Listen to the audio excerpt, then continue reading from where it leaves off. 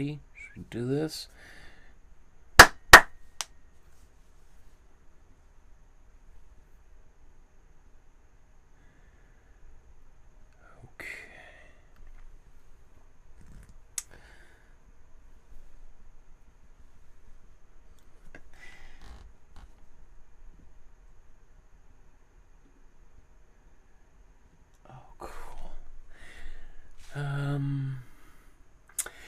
Good afternoon, everyone. Welcome to my studio. My name is Michael Markowsky, and once again, today we're going to attempt to recreate another one of my favorite paintings by another one of my favorite artists.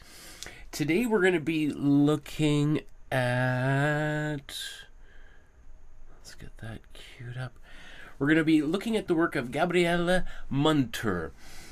One of the great German expressionist painters and one of the most important avant-garde painters, certainly within Germany, but she was one of the co-founders of a movement called the Blue Rider, which really which was only a very short-lived movement, which only lasted for maybe a couple of years or 8 months or 5 years, depending on who you ask.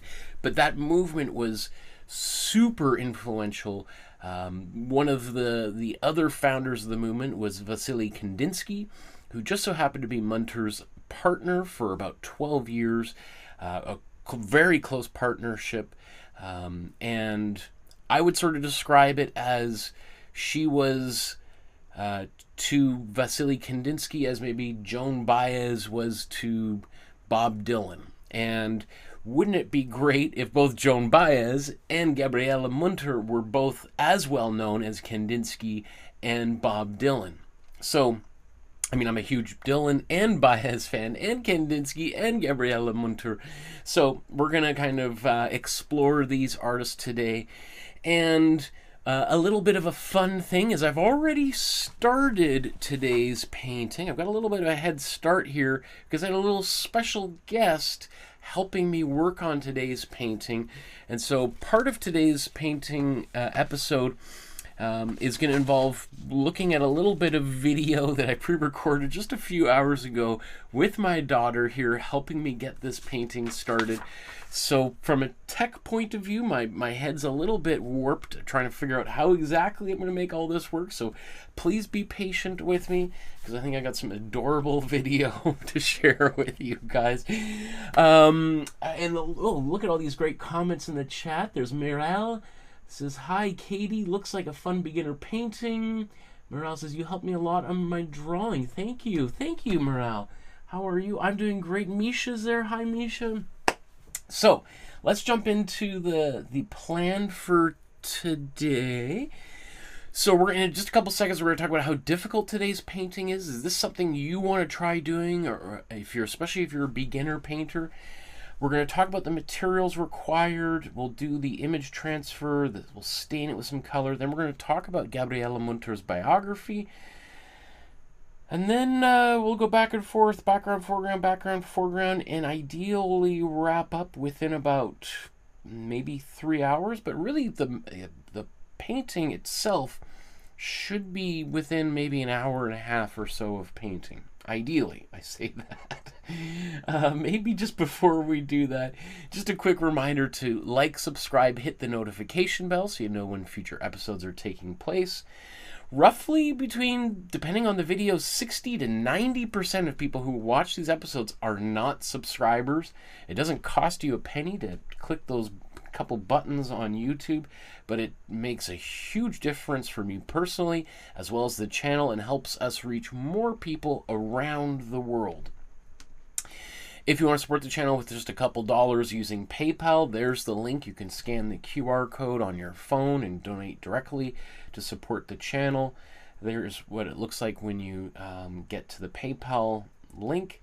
And if you want to support the channel in other ways, you can send an e-transfer via email or an old-fashioned check in the mail. Just contact me through my email, which is on the Facebook group, which we'll talk about here in a second, as well as on my website. All those links are down there below in the description. Speaking of the Facebook group, I encourage you to join the Facebook group, because in 2 weeks from now, we're going to be doing our next free bonus feedback episode where I give people feedback on everything that's on the Facebook page.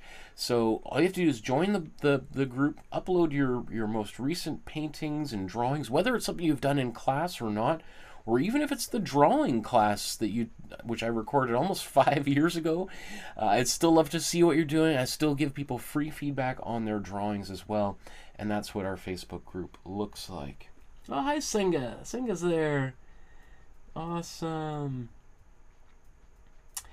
Morale says, I need your help with 2-point perspective. I watched your video before. Okay. Interesting. Well, let's see if I can help you out with that maybe a little bit later in today's episode. So to begin with, let's talk about how difficult today's painting is in terms of the scale of difficulty. So the scale goes from beginner, novice, intermediate, advanced, and then expert. Expert is like Gabriele Münter, you know, the top of the top here, the artist that we're studying from. So beginner, like literally you've never painted before, you've never watched any of these episodes. I'm going to sneeze in a second, or maybe sorry, that snuck up on me. Thought it was gonna go and then it came back. So you got your beginner, your novice, intermediate. Those are our most common levels of difficulty for this class. Today's painting, I'm going to put squarely right at the very beginning. In fact, I've done this painting, or at least I started it with my 5.5-year-old daughter, and I think this is a painting that you could do if you've literally never painted before. So I'm going to try to help you with that. So I'm going to keep it as simple as humanly possible, so that perhaps Gabriele Münter might be the very first artist or painting that you create inspired by her. So, next step. Let's talk about the materials required. Now, I've done a whole episode talking about this in depth, like an hour and a half, going through everything from brushes to paint and all sorts of other materials. You can scan the QR code. It's going to take you to the Dropbox folder where you can download the PDF, and the very first folder at the top of that of this link. And you can print it out or look at it on your phone while you're standing at inside your local art supply store, or use it to order supplies online. It's very in-depth, gives you all the information I think you need to get started. But I'm just going to go through some of these little details really quickly. We're about to paint on a 9x12 sized canvas board or canvas panel, whichever one. I mean, it's the same thing, just different name, canvas panel or board. And it usually comes wrapped in plastic. You can get them at the dollar store. I've bought these off of Amazon. There is a link down there below. It's really the only art supply I ever buy off Amazon, because most of it's way overpriced. Your local art supply store is a much better place to get less expensive paint for sure. But anyway, it comes wrapped in plastic. Take it out of the plastic. It's pre-gessoed. That's that white color that's on top. And then I just give it a little gentle sanding with some 100 grit sandpaper, just to take a little bit of the texture off of the surface. Now we're also going to be using acrylic paint, of course. And I always encourage you to have a few extra rags around, because especially if you're painting with your child, you want to have supplies ready in case a disaster should happen, because it never happens when you're prepared, but when you're not prepared, that's when you get paint all over the carpet and everything else. So, okay, so we're about to use what's called the split primary palette. That means we have 2 reds, 2 yellows, 2 blues, plus white, and we can even mix our own black with this system. Now today I'm actually going to be using black right out of the tube, maybe for the first time. I don't know when the last time I've actually used black was, but just to keep this painting as simple as humanly possible, I'm going to do that. I might show you how to mix a black, but just knowing that you can do it without actually buying black, I think is nice to know. So why I like this method of painting, I wish I knew this when I was just beginning to make art, because I think it's transformative knowing how to use the split primary palette, because it really emphasizes color temperature. That's because every color is either warm or cool. Some are warmer or hotter and colder than others, and some are pretty close to room temperature, if you want to call it that. But identifying those and being able to use them is really important, because warm colors appear to advance, cool colors appear to recede.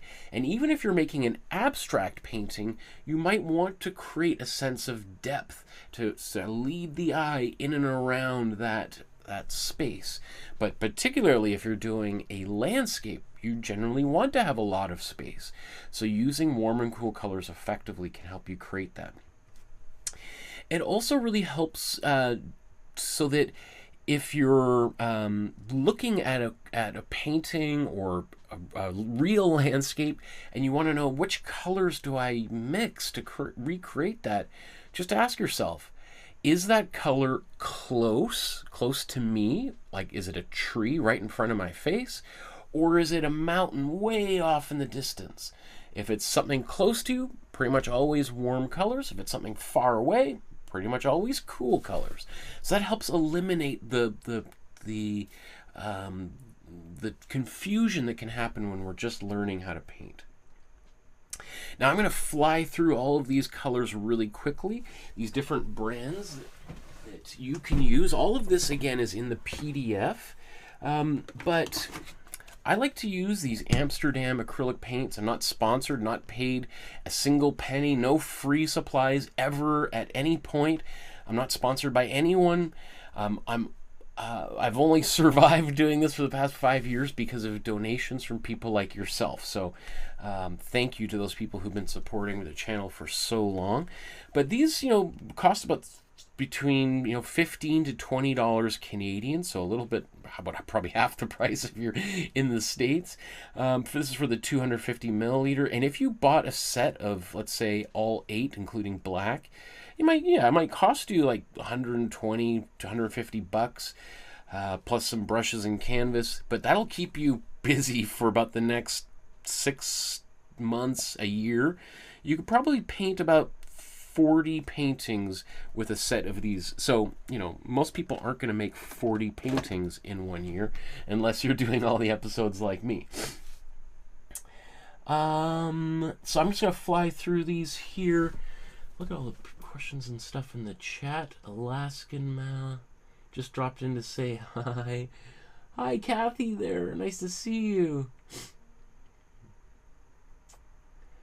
Morale says, I'm learning about Frida Kahlo in my art lesson. Yes, I think, was it last week's or the week before we did a whole episode on Frida Kahlo. Anyway, so I'm just flipping through all these colors here. Again, this is in the PDF handout if you want to download that. I'm just showing you that you can do what we're doing here in class with basically any brand of paint on Earth.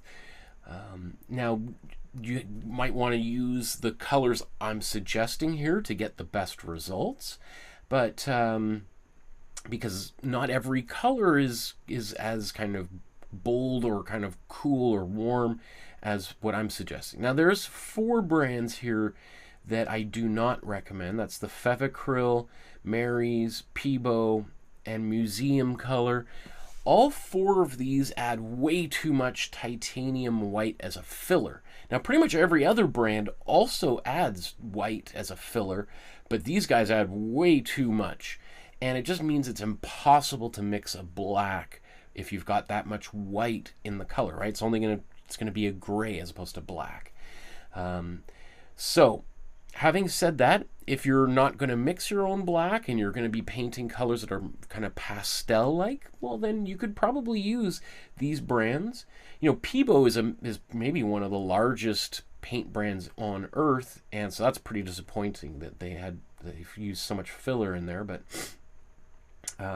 some of these, like Mary's and Fevacryl, are they're kind of like the same kind of paints you'd get at the dollar store. So you kind of pay for what you get, right? It's not going to be that very high quality. Look at that. Paula's in the chat. Okay. So, let's go to our first step here. And so our first step is to do the image transfer. And so, if you want, you could just kind of draw this out. You could take my free drawing course here on YouTube. Or you could download the free template from the Dropbox folder using the link there on screen. And you'll find, I'll show you where this is in just a second, but you'll be able to get this template. So I'll just show you, here's the original painting, and then there's the tracing that I did on my iPad Pro using the Procreate app. And so once you've got this, you can download it. Oh, here's a quick shout out to the Facebook group, and for every episode I also do one of these biographies there for each artist. Okay, so this is what the Dropbox folder looks like. Remember when I was saying the supply guide to get started? That's in the very first folder right up here, and it's organized by alphabetically by first name. And so here we are, Gabriele Münter, right there. So this is one of our beginner paintings, level number 1. And you'll see that there's the original artwork plus 2 versions of the outline, a PDF and a JPEG. Whatever is easier for you to print out, whether at home or, you know, maybe after everyone's left from work, you stay home 5 minutes later, print out a couple of these, or go to your local print shop, and that will get you this template. So, let's see. Thing says, what is that meant to be in the sky? I don't know. We'll talk about the colors that Gabriele used in this painting here momentarily. I'm just trying to think about how to do this next step here.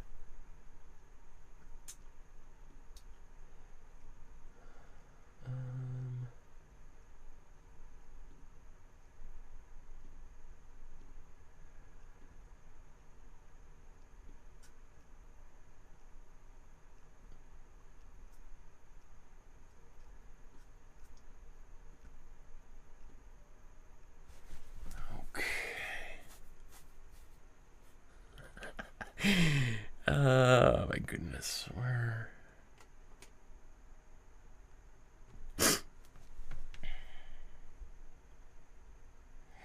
So I'm about to play a video that I recorded just about an hour and a half ago with my daughter and I, doing some of these steps. So you'll hear the audio from that, as well as perhaps I might also be talking over the video. So if you're like, what is going on? This is so weird. His voice is not attached to his mouth. That's what's going on here. Can you climb up there? What's your head? You're getting so big. Oh my goodness. Okay. Okay, before you do that, what we're gonna do is we're gonna tape this down.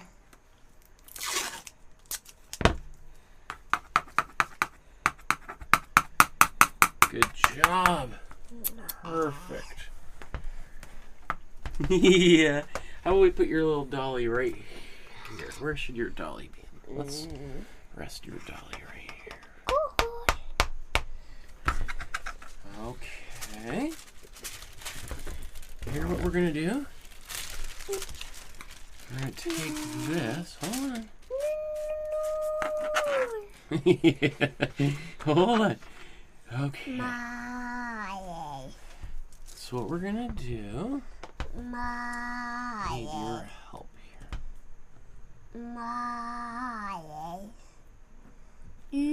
Let's see. Perfect. Keep on helping me. I need your help. You're the only one who can do it.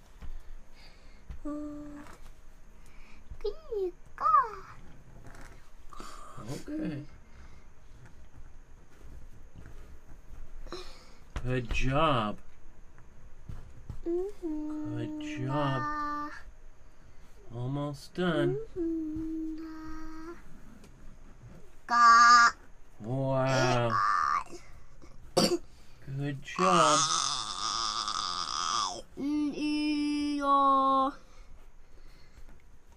Okay, hold on.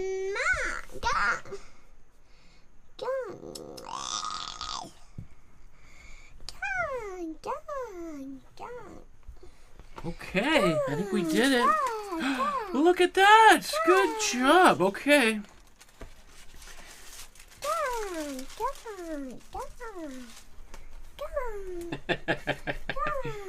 Yeah. Okay. The next step is we're gonna. Can you peel this off? Can you peel that off for me? Peel it right off. Good job.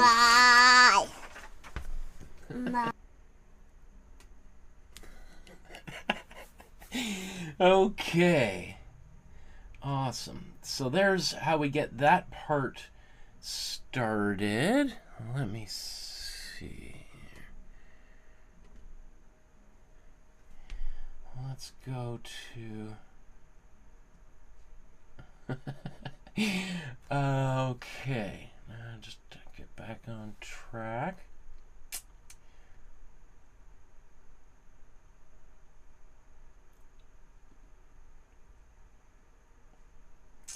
It says, oh, to think when we drew her when she was 1 year old. Oh, I know. Okay.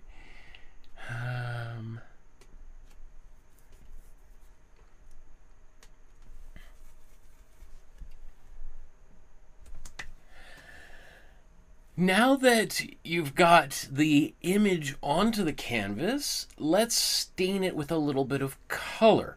So in order to get a little bit of color on, this is what the step we call the Imprimatura. Sorry, I'm a little discombobulated. So many things going on here.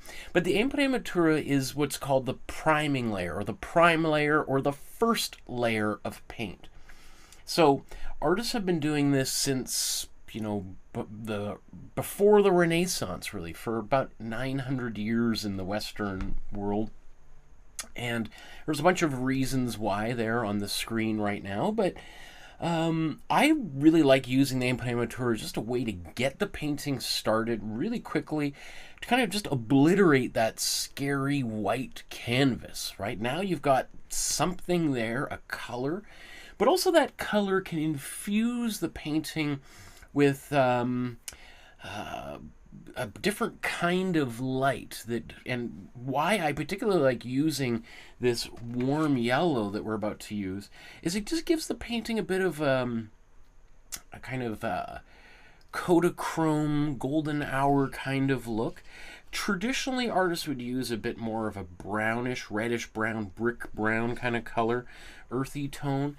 But, you know, Leonardo used very similar kind of color. Michelangelo used a green color. So you can use whatever color you like, and you don't have to do it at all. Some of the Impressionists experimented without using Imprimatura. However, I do think, you know, it's something you may want to consider doing, especially if you're a beginner. And if we look at Gabriele Münter's painting, we can see that she used a color pretty similar to this yellow. Like if we zoom in here and we look underneath this green, you can see this yellow coming through. All right, so it's hard to say exactly what color she used, but there's definitely some kind of Imprimatura under here.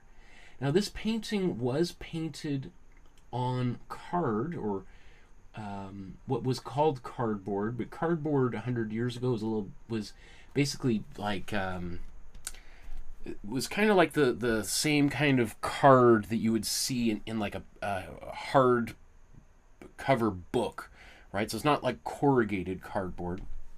So it's possible that that's just the color of the cardboard itself. But I think she's got some kind of, possibly even an Imprimatura over top of that card. Anyway, so that's what we're going to do here next. And so once again, I have a little assistance from my daughter here helping out. So let me figure out how to do that again. Okay.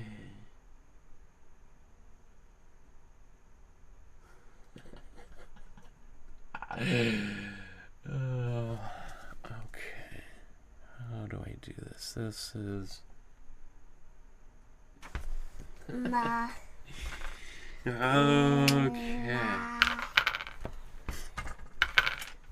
Mare. Okay. Okay. Now you need to stir that up real good.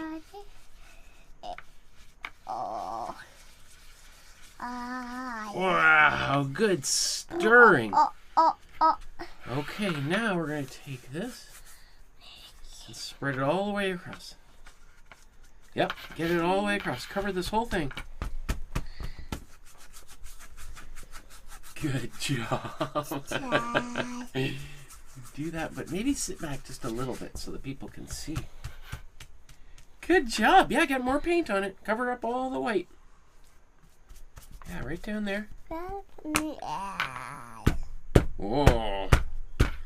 Those are good, big, hard brush strokes. Good job. Okay, get more paint. Yep, get all the way up here. Here, let's do it together.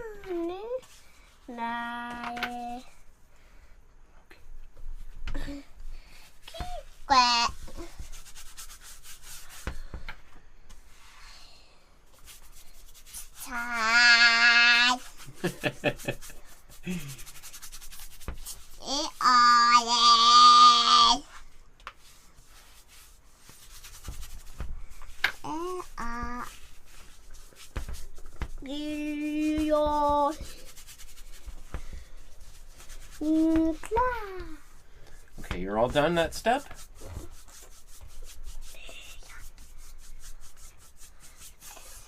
Oh, you're taking your dolly with you? Okay. Oh, watch your head.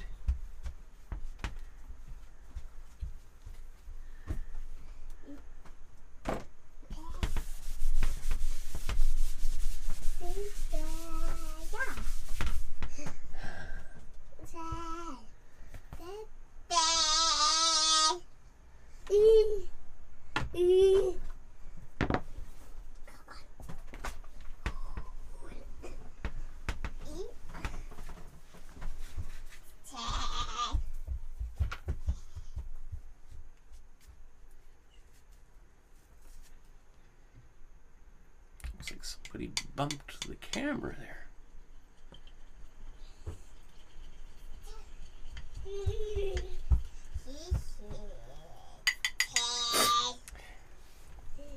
Okay. So,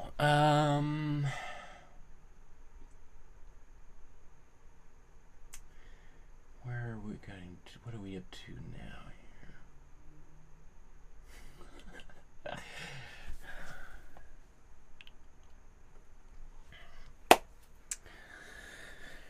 Okay, now that you've got your image transferred onto a canvas, well, it'll look a little bit like this once you've also got some paint on it. But once you've got your image transferred onto a canvas and you've stained it with a little bit of color, you can let it sit there and dry, or you can use a blow dryer to speed up the process. But while that's happening, what I often like to do is to take a bit of a break and talk about the artist and their work. And so I want to talk a little bit about Gabriele Münter and some of her story and what inspired this specific painting. So Gabriele Münter is born in 1877 and lives until 1962, passes away at the age of 85, and was a very prolific artist throughout that entire period, painted all the way up until her passing, and had a huge effect on the avant-garde art movements throughout Europe. You might say that there's very few, particularly women, who had this level of influence in the history of art. And it's a little bit of a shame that she's not more well known than she is. Although I have seen over the last few years, there's been kind of an attempt to rehabilitate, but remind audiences is just exactly why she's so important, and I think that's a great thing. So let's take a look at her life now. So she's born in Berlin, and to her father was German, but her mother was American, because her father was a businessman who moved to the United States and struck it rich while he was out there. I'm not exactly sure in which field, but he made a lot of money, married an American woman, and then moved back to Germany, at which point is when he and his wife had their daughters. At least, I'm not sure how many children they had. I don't know if it says here in Wikipedia, but I know she had at least one sister. And the fact that her father had sort of made it rich, had gotten this fortune, plays a big role in her career and why she had the kind of freedom that she did, and which was very unusual for women of this particular period of time. So, and a couple other things, doing research, I saw kind of very conflicting opinions as to how much her family supported her interest in the arts. I saw some that her family was extremely supportive and allowed her to explore all these things, and then I was watching a lecture just last night where somebody said her family was really discouraging of the art. So I don't know what the truth is there, but I would say it's probably more along the lines of that she was encouraged, because she did take classes during her childhood and early teens. And, if her parents were really that against her interest in art, that probably wouldn't have happened, I would assume, right? So, but, there can always be some nuances in there. Again, of course, we have to remember that a young woman in the late 1800s, the opportunities for studying art were very limited, to say the least, right? Pretty much every art school on earth did not allow women as students. They allowed women to come and take their clothes off and be drawn and painted by the male students, right? But female artists were generally not allowed in those same rooms to paint and draw, even paint and draw the nude women. So often women had to take private art lessons outside of the official academies and art schools. And so that's eventually what she ended up doing, right? So actually, maybe even before I go there, when she was 21 years old, she goes on a trip with her sister to the United States to visit her mother's family. And so they do this sort of epic trip. They go to New York and they go down to St. Louis, all the way down to Texas, these two young women in their early 20s. And they stay for 2 years visiting with her mother's family. I think by this point her father had passed away. So her father passed away when she was, 9 years old? And I think her mother passes away shortly thereafter as well. So, which is very tragic, but it's also, now she's got this massive inheritance from her father. She doesn't have any limitations in terms of family or responsibility, so she can kind of do whatever she wants, obviously within the limitations of society. But she really takes advantage of those opportunities. And so while she's away, it's amazing. She did a lot of traveling throughout her life, and she also explored all sorts of different art mediums. So she's not only interested in drawing and painting. In fact, I think maybe later this month I want to do an episode, a drawing episode, looking at some of her drawings, because those are also really incredible. There's not a lot of images of her stuff online. I have some books of images I've scanned, but again, that's something that I hope changes in the near future, that there's more information and more images of hers that start to become more easily available to people. But yeah, she also becomes, kind of a bit of a forerunner in the printmaking process, or the avant-garde printmaking processes anyway. She does some sculpture. So, she's really just exploring, soaking up all these things. And it is kind of fascinating to me that she was able to do printmaking while she was traveling. Because printmaking is usually one of those mediums that requires a bit of a studio setup.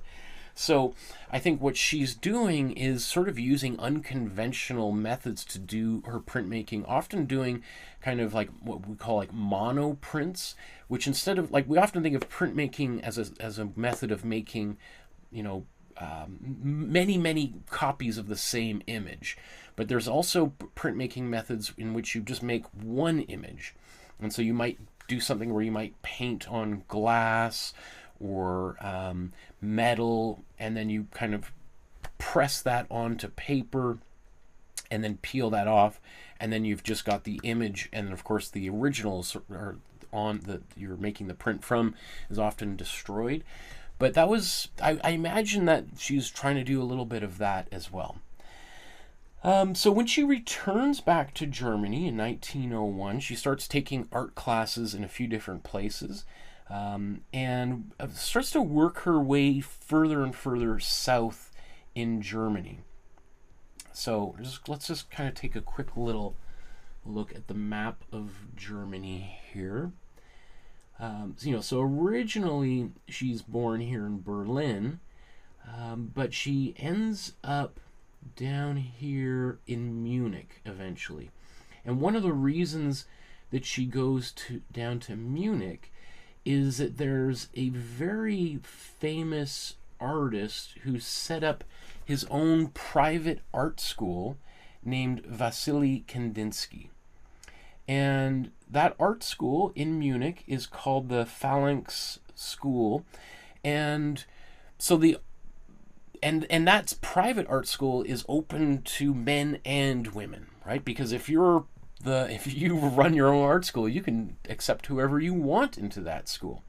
So I think by this time she's becoming quite well aware of different art styles and techniques, as well as the important artists around Europe at that time. And so Kandinsky is starting to make a name for himself as an artist and an art teacher. So she goes down to Munich and studies in the Phalanx Art School, directly under Kandinsky.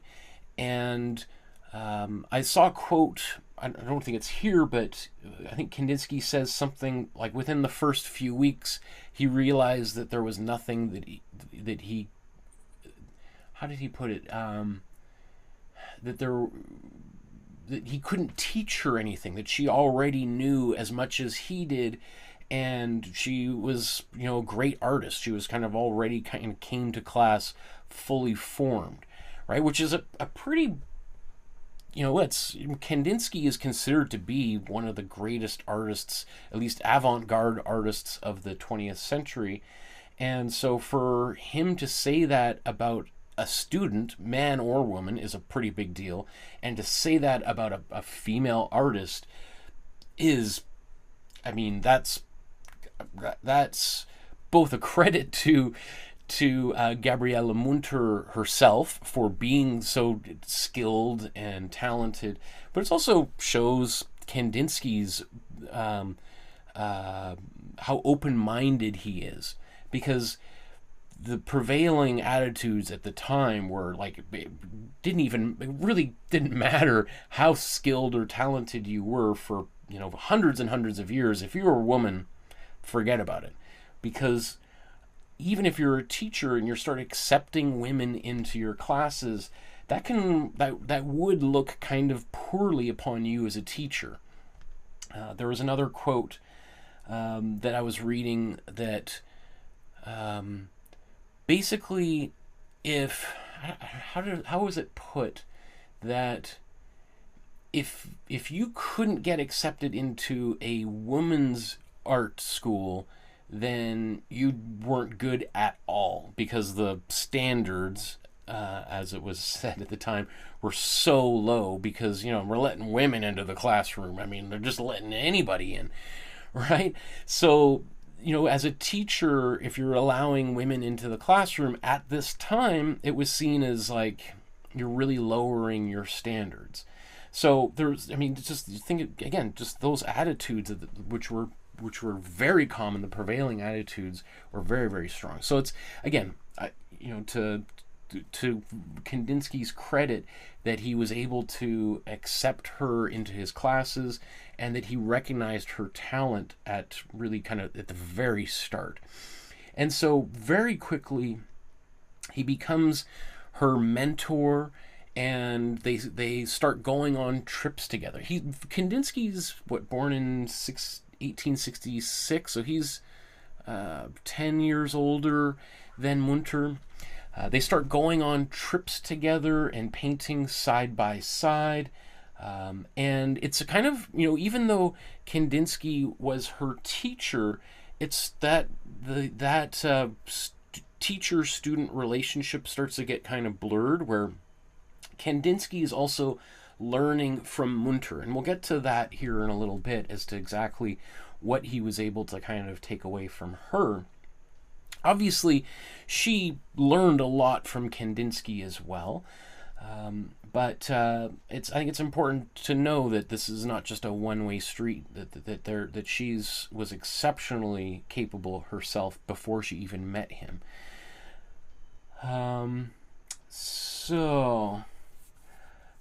Part of that. One of the things is that because Münter had inherited this huge sum of money, it allowed her the opportunity to do a lot of traveling. And so her and Kandinsky went all over Europe together, and would spend not just like a summer traveling, but they would go and live in different places for 6-7 months at a time. They went to Spain, Italy, France, North Africa. They lived in Paris for a few years. While they're living in Paris, they meet up with Henri Matisse and the Fauve painters. And so from I think it's like 1901, 1902, her and Kandinsky become inseparable. And then that relationship of not just that began as teacher-student and then became colleagues and peers, eventually becomes a romantic relationship, and they become inseparable. They're everywhere they go, Kandinsky and Münter are together. However, and there's always a bit of an however, at this time Kandinsky is also married. He's married to another woman, and so there's kind of, I don't know how so I've read different things about how this relationship was able to function, because apparently he didn't want to be kind of seen with her in certain places publicly, because that could obviously create all sorts of drama. So he kind of has her kind of hidden at times, and then they're very open in other times. I think that's maybe why Kandinsky loved traveling with her, is that they could kind of be open about their relationship when they're out of town. But I think that kind of thing, just a couple sources, you know, starts to kind of play a little bit into her head. How could it not, right? When you're with someone and you're traveling around the world for a couple of years, and you're in love, and you spend every day together painting side by side, and then you come back to Munich, and your partner's like, okay, I've got to go see my wife, so let's if you can just try to, we'll just, you know, stay apart for a little while, I'll come visit you again. Like, So I don't know. That is a little bit of an odd thing. But I also try to think about the period of time all this is happening, relationships and marriages were maybe a little bit different than they are today. I don't know, right? But because often people would marry the first person that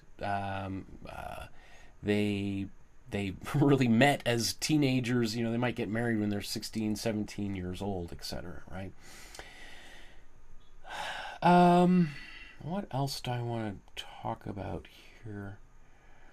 One of the things that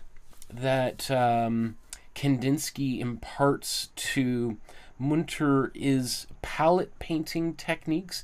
Now, we're not going to do this today because I couldn't find my palette knife. I think my daughter has it. It's probably chewed on it somewhere.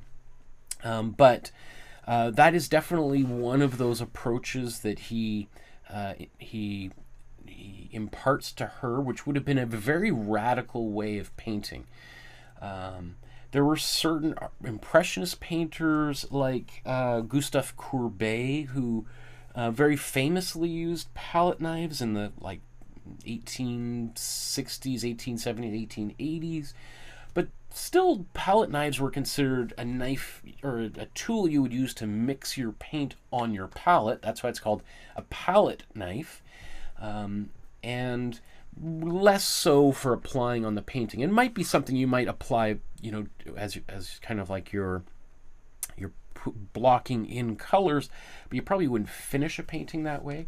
So that is one of the things that she takes away from Kandinsky's, because Kandinsky is all about the spontaneous expression of color.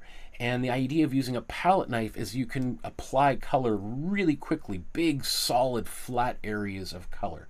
And so this idea of painting quickly and spontaneously with lots of energy and expression is ultimately why Kandinsky and Münter become really the founders of what's later called the German Expressionist movement, of which the Blue Rider kind of movement that they start together is kind of the beginning of that whole that larger German Expressionist movement.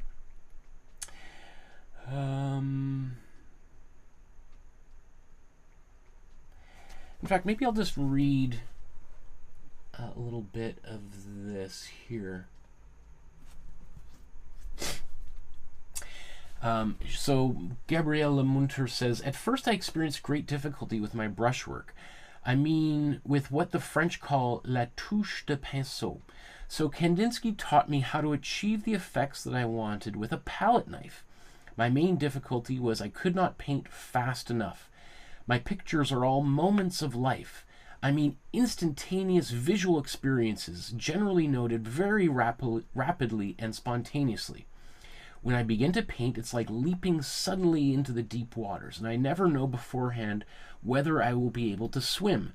Well, it was Kandinsky who taught me the technique of swimming. I mean that he has taught me to work fast enough and with enough self-assurance to be able to achieve this kind of rapid and spontaneous recordings of moments of life."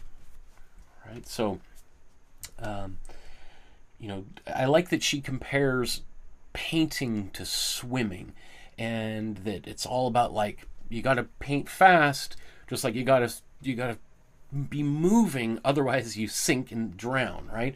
So it's this there's a lot of energy going on in even just the way that she describes the painting process. So at this time, they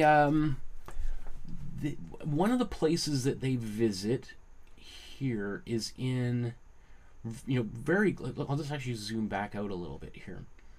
This is the Alps here, in Bavaria, which is right near the border, the Austrian border here, and a little bit further south is Italy, right, and Liechtenstein there on the left. And there's this little town Murnau, which is right on this beautiful little lake here. And so Murnau is kind of like this beautiful, quaint, like village that hasn't really been touched by the industrialization of the rest of Europe, right? It kind of feels like a town frozen in time, and they start spending more and more time there, and Kandinsky, he kind of encourages her to buy a house down there because he's like, man, this place is amazing. It's so beautiful. You've got all this money. Why don't you buy a house? So she does. She buys this house, which is now a museum, the Münter house. And we'll see that this house shows up in some of her paintings. And I love this, like, one of the things she does is she paints on a lot of the furniture inside the house. I mean, look at these beautiful paintings. Right? These are all Münter's paintings on, like the credenza and drawers, beds, and all over the place. I think it's so cool. Right, so in fact, I have a few. I don't know if this is in Murnau, but this is just a little, image of her outside painting. Right, and I just, I love these. She's got her umbrella that she's painting under. Right, so she's working outside, all plein air, or in the open. And here's another clip. Here's the house, and then here's a painting of hers of the same house as it was at the time. I strongly recommend.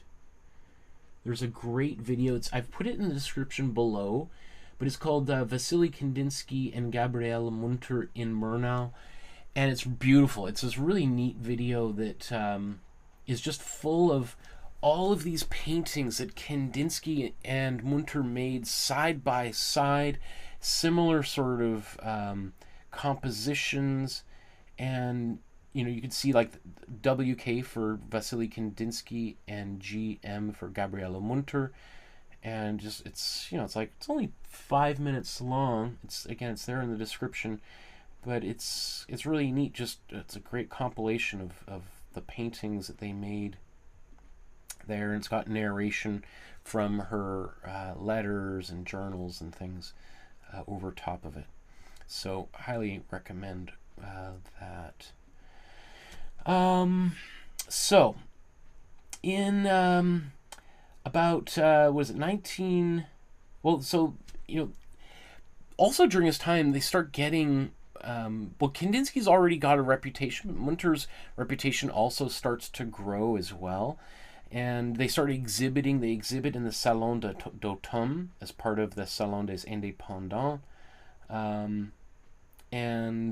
which is also a big deal, right? Her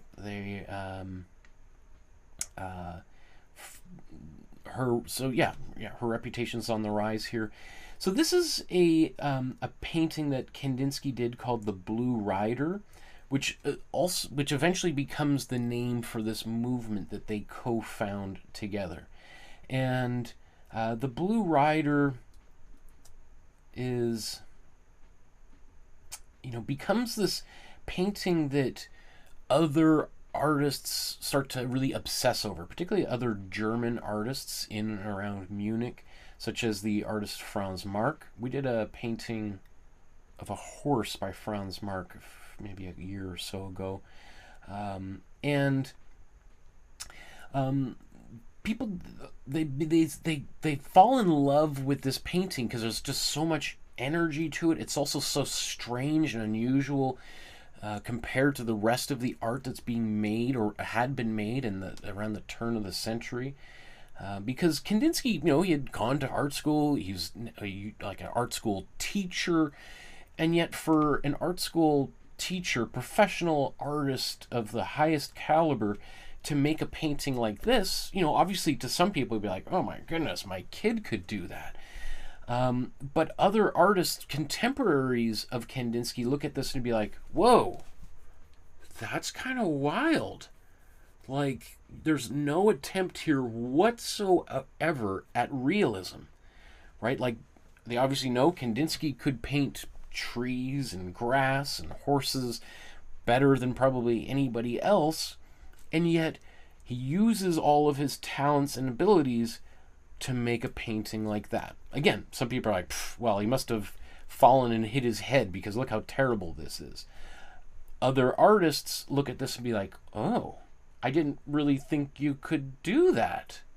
You can just kind of paint kind of wildly like this and kind of ignore anatomy and basic rules of like, painting like leaves and trees, and paint it in such a kind of like almost dreamlike, childlike kind of fashion. Like, oh, okay, wow, so that kind of just blew people's minds right open. And that's why that movement, that the Blue Rider becomes named after this particular painting, because of how influential it is for so many artists. The painting we're about to paint here is made in 1908, which is kind of right around the time of the beginnings of the Blue Rider movement. You'll see here, it's sort of debated as to when exactly it forms. You can see here in 1911, they have their first exhibition, and she exhibits 6 paintings in the first show, 14 to the second. You've got kind of the who's who of avant-garde painters in Germany, specifically in the Munich region, who are exhibiting in that group, and immediate news of this starts spreading very quickly, because one of the things that the Blue Rider group do is they publish, basically, I guess you would call it like a zine today, like a booklet, a catalog, which has sort of like a little bit of a manifesto in it, and that little booklet, which is reproduced over and over, and Münter plays a major role in the creation of those books. They'll start spreading all over Europe, and all of a sudden it starts getting in the hands of artists like Matisse and Picasso, and who are like, oh wow, check out what's going on out in Germany, right? They don't even have to go out there. They start seeing and reading these booklets, and that starts to become like a major part of every other avant-garde movement going forward, is the self-publication of these booklets that have maybe some images in there, as well as like manifestos, writings, and so that the publication, printing, becomes kind of like the de facto standard for every art movement afterwards, right? You can't be taken seriously of starting your own art movement if you're not also publishing something in conjunction with it. So some people say that this movement lasts maybe like 8 months. Again, I've heard some people say it lasts from about 1910 to beginnings of World War I in 1914, 1915. Again, it's depending on, different people were kind of associated with this movement, and some of them kind of kept that movement alive. But really, one of the main things with the beginning of the Blue Rider movement, which ultimately is what creates the German Expressionist movement, is an emphasis on expression and subjective experience of reality, and a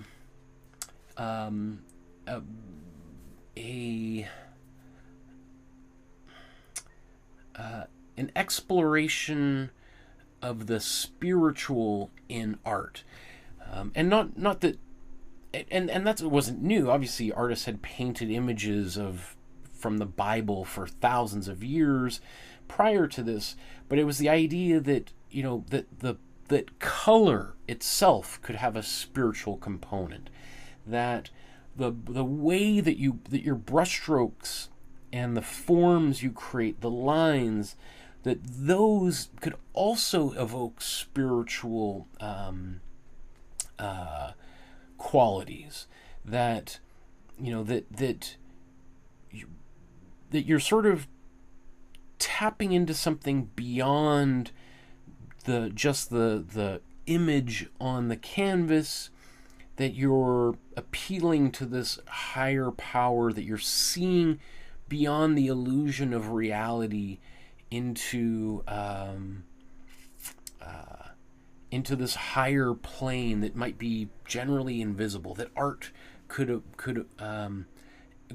kind of open a window into the spiritual realm. And that basically, that begins the Expressionist movement, because the Expressionist movement is all about trying to express feelings, emotions, and ideas that that are kind of like hidden, right? Like the world inside of all of us is mostly hidden unless we talk about it, write it down, express it through paint. But also one's sort of experience of spiritual matters can also be highly individual and extremely personal.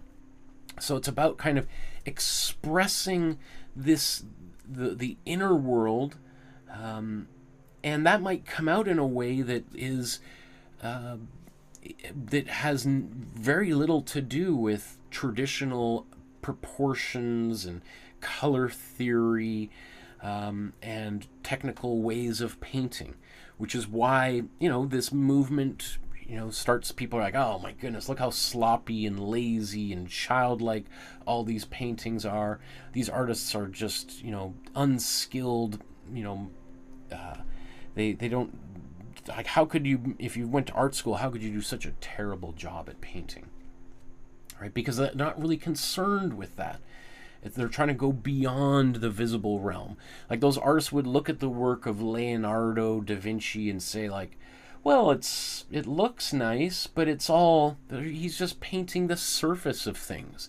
He's just painting like what a camera can do. But a camera can't access the inner world. The camera can only photograph what the eye sees, not what the heart feels. So those artists are trying to break through the visible barrier into the world beneath or beyond.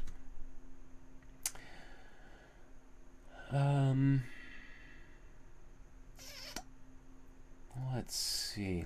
So this movement, which Gabriele Münter co-founds with Kandinsky, spreads all over the place. The two of them become kind of like king and queen of avant-garde modern art in Germany and beyond. Their reputations spread all over the place. But in 1914, World War I breaks out, and it really sort of completely transforms life in Germany, because after all, Germany is sort of kind of at the center of World War I, right? It's fighting wars on the Western Front against France and Belgium and England, and on the Eastern Front against Russia primarily, right? And so for artists in Germany, you kind of have there's two choices. You can kind of flee the country, or you can go to war. So many artists throughout Europe went to war because war back then was kind of exciting. It's like what all young guys wanted to do, because war wasn't as nearly dangerous as World War One turned out to be, right? World War One turned out to be, just a terrible meat grinder of a war.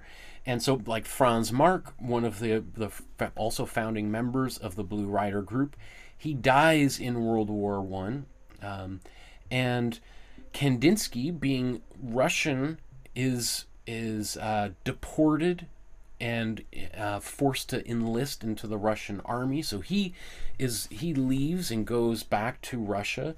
And so this relationship between Gabriele Münter, who's herself German, she's now, you can imagine how difficult that kind of a relationship would be. If your partner now finds himself on the other side of a massive global conflict. Germany and Russia are now officially at war against one another, right? It's pretty hard to keep that relationship going. So one of the things they do is they, Sweden, which was neutral at the time, was a place where people could write letters, send them to Sweden, and then those letters would be rerouted down to Germany and vice versa, right? So they start writing letters back and forth through in Sweden. Gabriele, and because of how difficult that is, Gabriele Münter moves to Sweden. And so for the next 5 years, she's living in Sweden. Kandinsky comes and visits her while she's there. But after that kind of a short visit, he returns back to Russia, and that turns out to be the last time that they ever meet in person. And pretty much he breaks off that relationship at that point, because it turns out that during World War One in 1917, he marries another woman. So he had sort of gotten divorced from his previous wife and had promised Münter that, yes, sorry, I know it was terrible, this whole thing, me being married to another woman. I know that kind of screwed things up. But you know what? I'm getting divorced. After this war's over, we'll get back together. So he visits her in Sweden, promises that they're going to be together. But shortly after, he returns to Russia and marries another woman, right? So Gabriele Münter is, as you can imagine, just totally destroyed by this news that the man who had been her right-hand man for the past 12 years, and who had promised her over and over and over that he was going to divorce his wife and they would be together forever, and then he divorces his wife and now they're officially going to be together, but they just have to wait for this war to end. Well, it turns out he couldn't wait at all. He ends up getting married to someone halfway through World War One. So that kind of plunges her into a depression that lasts for a few years, and she's unable to get a lot of work done for the, for kind of the beginning of the 1918 to the early 1920s. And Germany after World War One was a really difficult place to be, because the Allies had basically, after they won World War One, basically said Germany was responsible for everything, and that Germany had to basically pay everybody back for that war.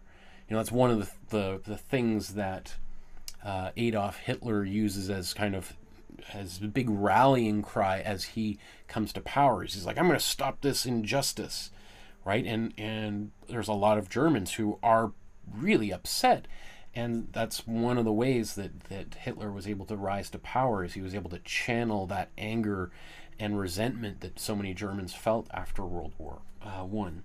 And so that was a big thing. After World War II ended, the Allies tried to they in order to prevent that same thing happening, they wanted to make not impose such intense penalties on Germany after World War II, because they didn't want a World War III erupting again by punishing Germany as severely as possible. And that's one of the reasons why at least the Americans and British poured so much money into what was known as Western Germany after the war, because they wanted to ensure that that they kind of built a more prosperous Germany up, so that that resentment wouldn't start again. Because, yeah, anyway.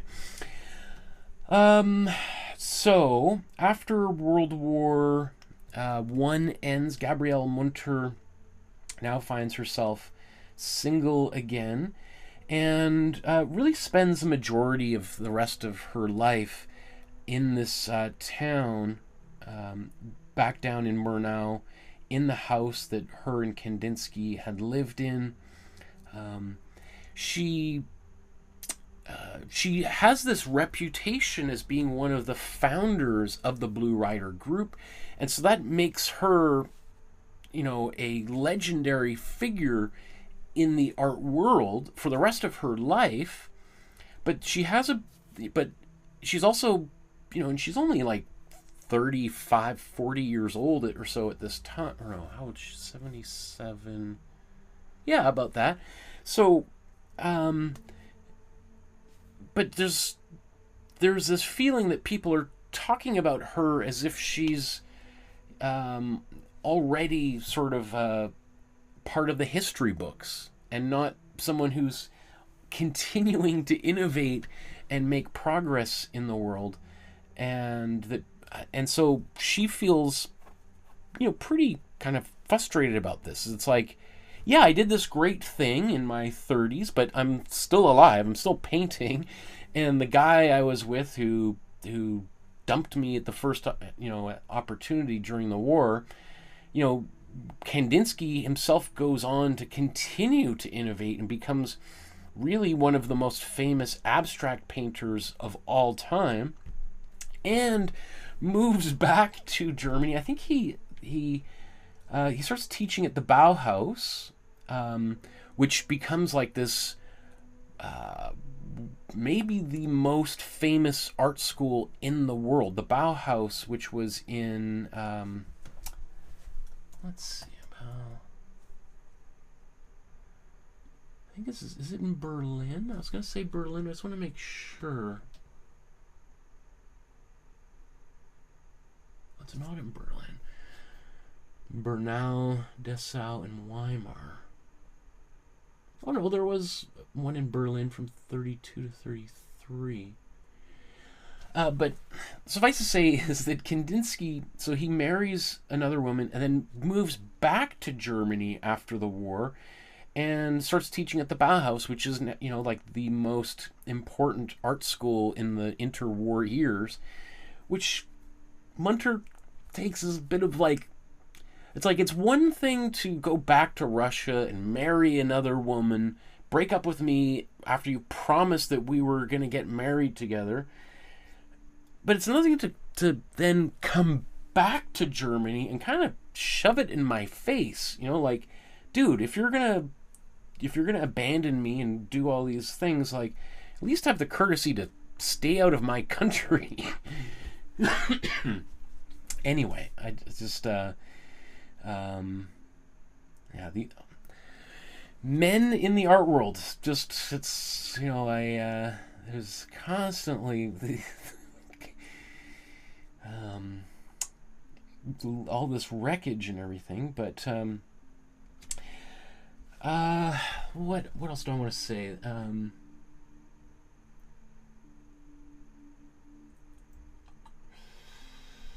Oh, okay. So, well, World War II erupts in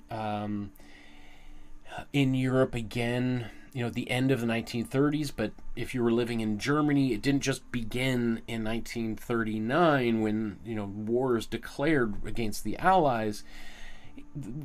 World War II kind of began almost a decade before, when Hitler rises to power. And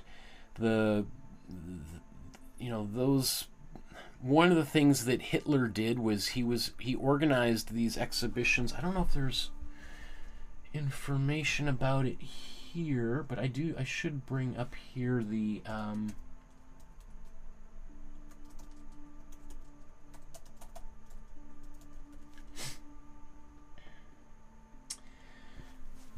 So one of the things that Hitler organizes is in 1937 is what's known as the Degenerate Art Exhibition, in which kind of all the art that Hitler didn't like is organized into this giant, like, massive pavilion of art stacked floor to ceiling.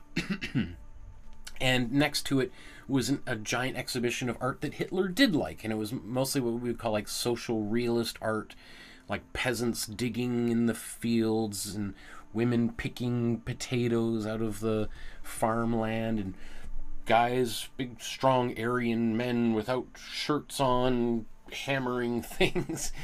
Right? It's this Gabriele Münter's work, along with Kandinsky, Picasso, Matisse, is exhibited in this Degenerate Art Exhibition. And so if you're an artist living in Germany and your work is now labeled degenerate, and a lot of artists fled Germany, especially obviously if you were Jewish or you're homosexual, you want to get as far away as possible. Gabriele Münter, though, by this time her inheritance had pretty much ran out, so she no longer had the means to just get on a boat and go to New York and live life happily ever after. She's kind of stuck in Germany at the worst time of all, and her work is labeled degenerate. And so she basically she doesn't go underground.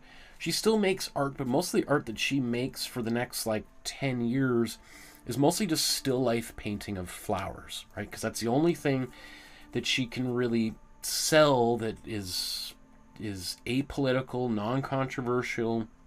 So really for the next decade of her life, she's making these relatively inconspicuous paintings of flowers, and which is really kind of sad, because she was one of the greatest innovators, and she helped usher in the whole avant-garde in Europe, and now she's sort of, not under house arrest. She can go do whatever she wants to some extent, but she doesn't have that same freedom of expression. And so it is very tragic that she had this she was one of the brightest stars of art, and now she's sort of like unable to express herself. She's so really for the next and she does, like, for instance, she does this miraculous thing where in that house that her and Kandinsky had lived in, she in the cellar, she hides all of the work that she and Kandinsky had done before World War I, and the work that she had done before World War II. She hides it in the cellars to prevent the Nazis, the Gestapo, from finding it. And luckily she did, because a lot of the artwork that we know of hers was work that she had hidden and salvaged. And later on, she donates all of that work to the Stadich Gallery in the Liebenbach House, let me try to see my German pronunciation. The Stadich Gallery in the Lenbach House in Munich. So she donates this huge archive of Blue Rider work to this museum, and I think it was like on her 80th birthday in 1950. What would have been that? 1947? No, 57, somewhere around there. So she donates all of this important artwork. And so the Lenbach House has the greatest collection of early German expressionist art because of that. It also has, great collection of Franz Marc paintings because, of course, they traded artwork with Franz Marc before he died in World War One. So just really awesome, very generous gift, right? Instead of hoarding all that work, she didn't have any children of her own to pass that work on to. She donated it to the state. And what else?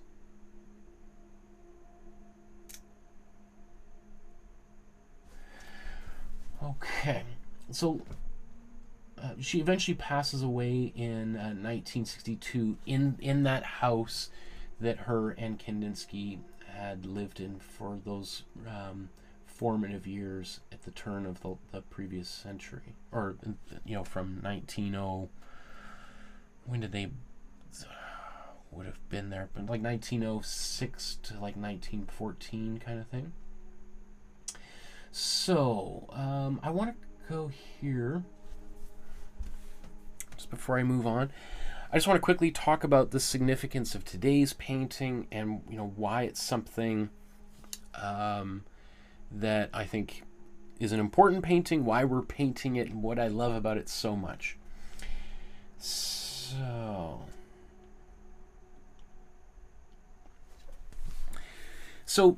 this painting is, I think, a really excellent example of how she distilled the lessons that she learned from Kandinsky, but also from the artworks of Matisse that she had seen, and her and Kandinsky had met Matisse and talked with him, and kind of learned some of his own thoughts on painting as well.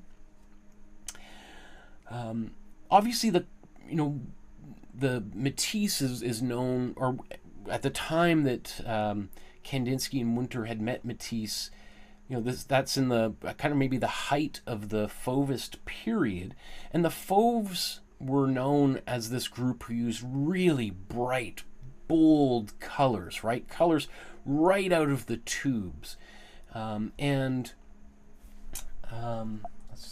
let's just bring up a little bit of.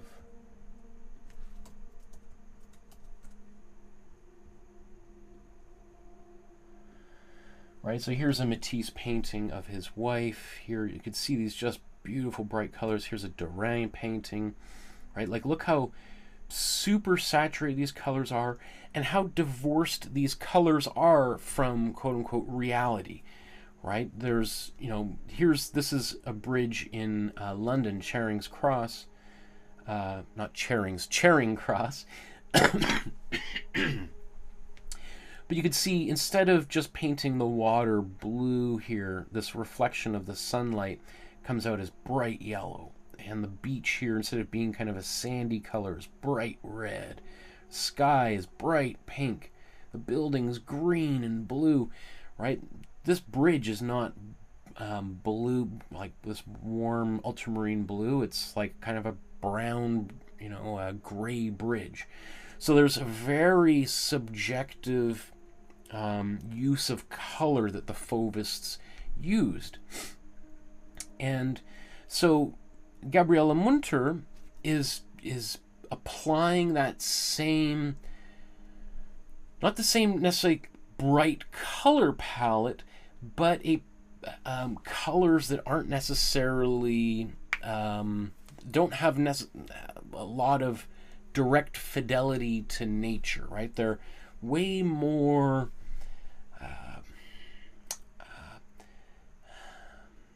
I don't know if playful is the right word, way more adventurous, experimental.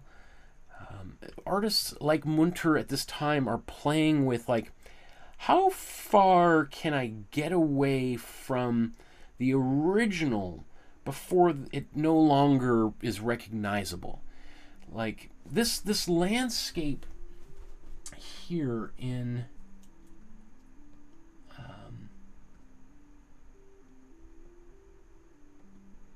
let's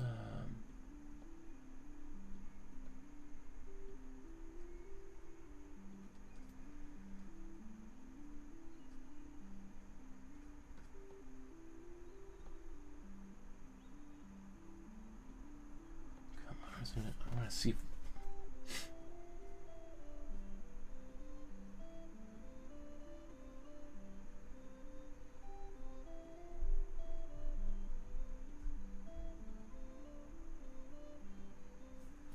It's taking its time loading, isn't it? But okay, here we go. So this, I mean, this is what this area looks like today. And thank goodness they've preserved so much of the landscape. But, you know, this would have been very close to where she would have made this particular painting. And yeah, it's a sunset scene. And yes, colors at sunset can be very vivid. You can have pinks and purples and greens, oranges, yellows, and things in a sunset. But Gabriele Münter is certainly taking some creative license, as we would say. She's really, you know, pushing these colors to the point where people might look at this and be like, I don't even know what I'm looking at anymore. So that's that fine line that artists at this period are walking between representational and what we would say is non-representational. Representational being like a photograph, like we see on the screen, and non-representational or non-objective painting is what Kandinsky later becomes famous for, which is just circles and squares. And let's see if we just bring up, oops, Kandinsky.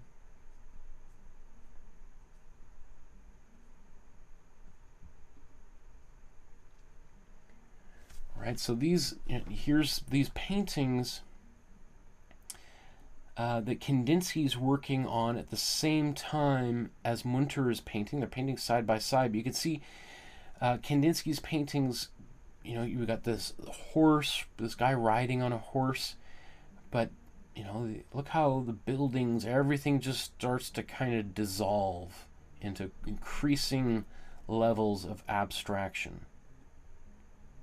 Right, we've done this painting I think one of the first Master Study episodes we did, right? And so eventually Kandinsky's paintings become totally abstract, or what is known as non-representational. Because when we think of like to abstract something is to take something that is recognizable and to slowly distort it, to abstract it.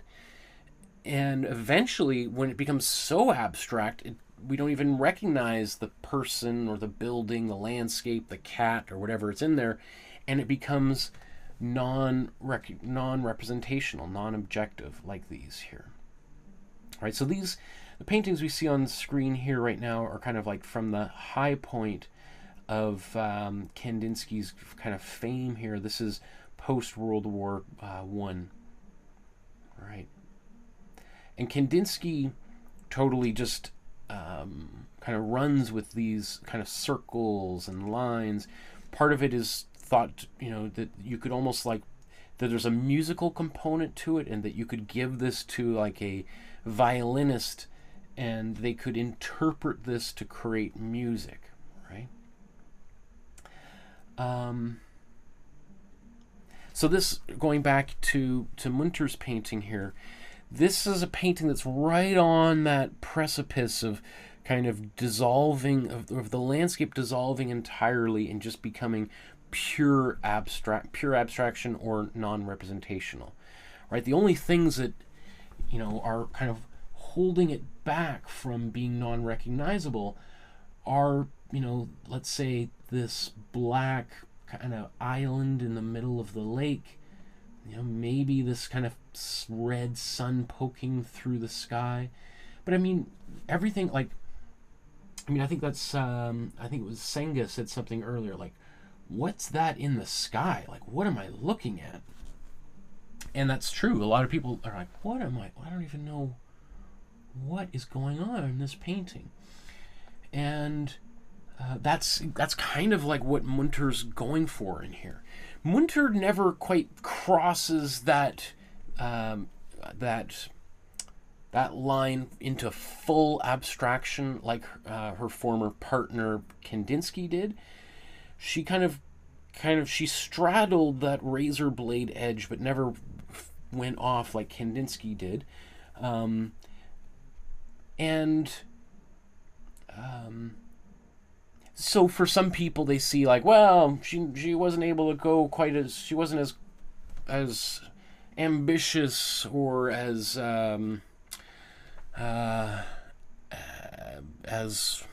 forward thinking as Kandinsky, because she didn't quite go into the same realm as Kandinsky.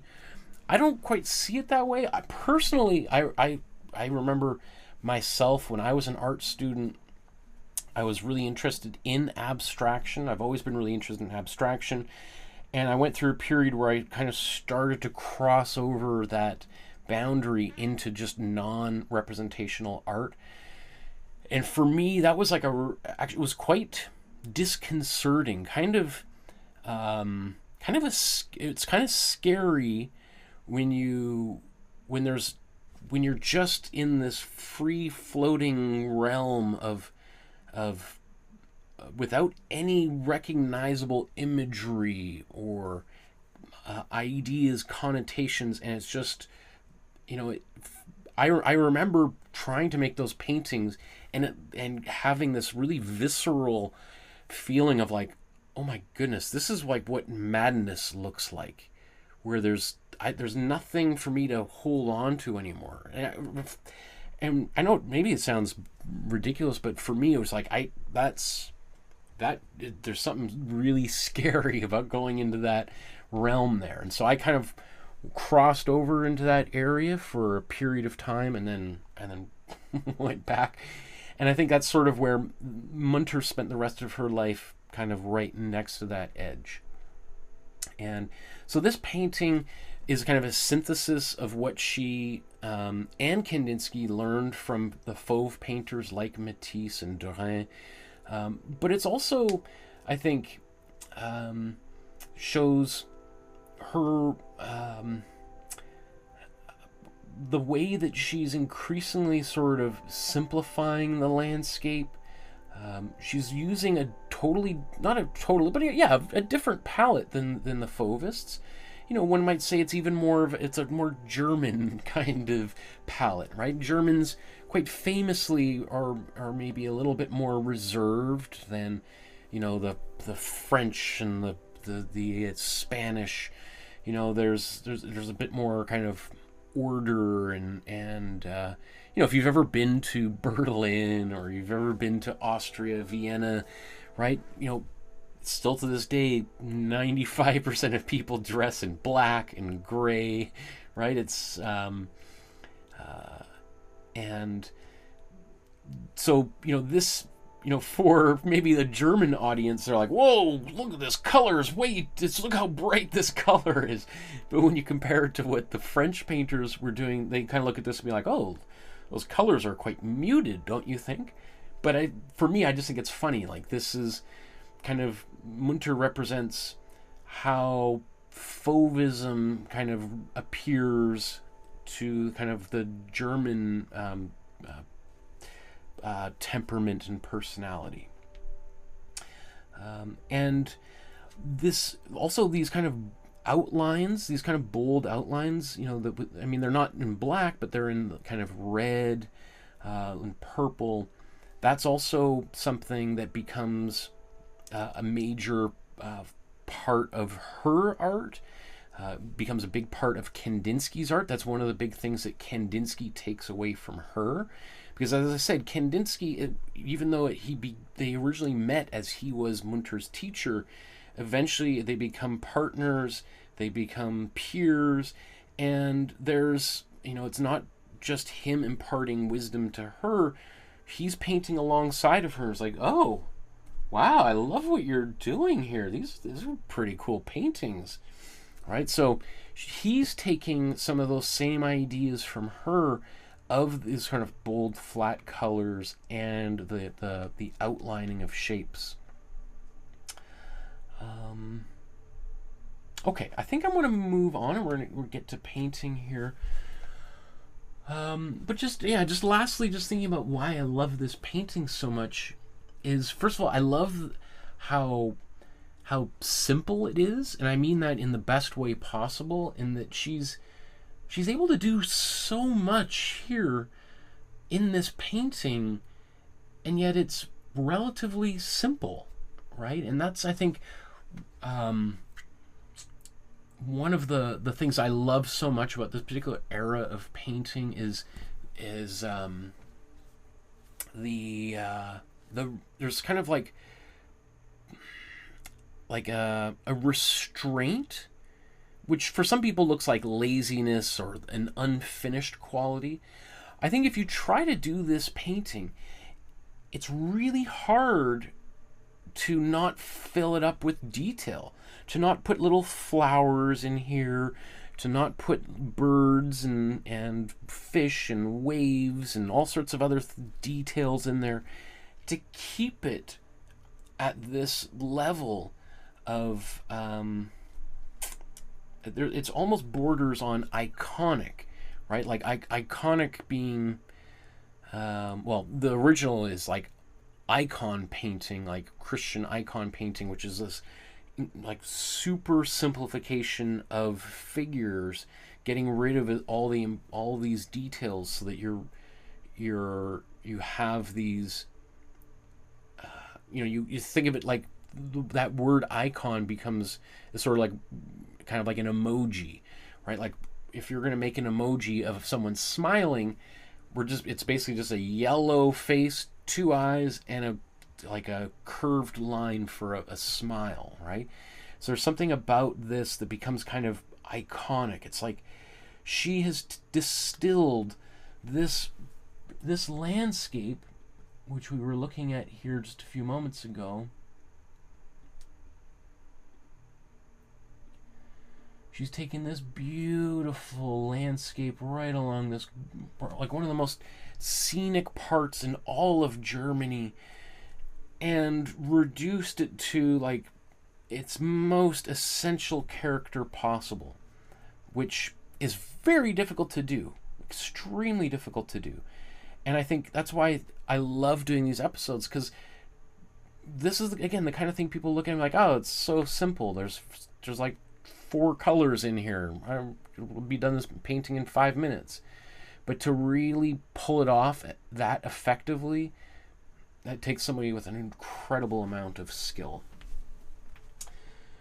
Okay, I'm just gonna, before I move on here, oh my goodness, look at all these comments. I'm gonna try to. Thank you, Michael, for teaching us. You got me over my art block for now. Awesome. Yeah, Sing says, what is meant to be in the sky? I'm not exactly sure what we're talking about in the sky. It could be these kind of... your guess is as good as mine. Like, what is the clouds? What is the sky? What is she thinking by dividing it up into these different sections? Like, one imagines that this green here is some sort of clouds that are overlapping this red sun. But then if that's a cloud, then what is this shape here, this yellow shape? And then why is it divided with this red line? Like, is this also a cloud? I mean, what is this red here? I mean, it kind of almost looks like an exploding volcano on the far shore, but there's no volcano there, right? And this purple up, so it's very strange. Like, that's why I love this painting so much. Is because I think great art stimulates questions. There's a mysteriousness to them that makes us want to look and look and look and see more and more and try to understand what the artist was seeing. The opposite being advertisement, right? Mostly advertising is intended for us to understand it instantly, that we don't have to think about it. It's just like, buy this now. You need this. You're not good enough until you get this Coca-Cola or whatever it is, and then that's going to make you a better person, right? And so advertising is meant to kind of eliminate thought and question and stimulate action instantly. Versus, I think great art is almost the opposite. It kind of you kind of see it and you're like, oh, I think I like it. I don't, what am I looking at? I don't even understand what's going on here. Which is why some people don't like art, because they kind of want the message instantly, like advertising. Whereas one of the things I love the most about art is kind of being kind of a little bit perplexed a little bit, right? I love kind of mysteries and trying to unfold and trying to figure out what's going on. Lots of things about my daughter. That's great. Misha says, I can almost recognize your daughter in the painting we did by Kasparovich. Yes. This one here, I should take a picture of the two of them together. Definitely, as I was painting this, I thought the same thing. I was like, oh my goodness, looks a little bit like my own little girl. It's becoming bigger and bigger every day. Yes, I agree, Kathy. I love that passage that Münter wrote about swimming and painting.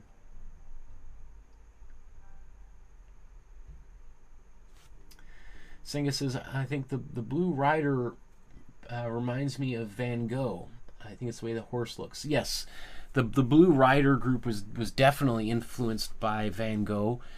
Also deeply influenced by Van Gogh's friend Paul Gauguin. Because I think, by the time the Blue Riders formed, Van Gogh has now become quite famous. Gauguin dies, I think, in like 1902, 1904, and there's a huge exhibition in Paris that travels that really cements Gauguin's importance in art, and Gauguin becomes even more than Van Gogh, kind of like the hero of the avant-garde. Van Gogh also, but Van Gogh's kind of rise to the level that he's at today is a little bit slower. So yeah, definitely Van Gogh, but I would almost say Gauguin, at least originally, right? The original inspiration, for sure.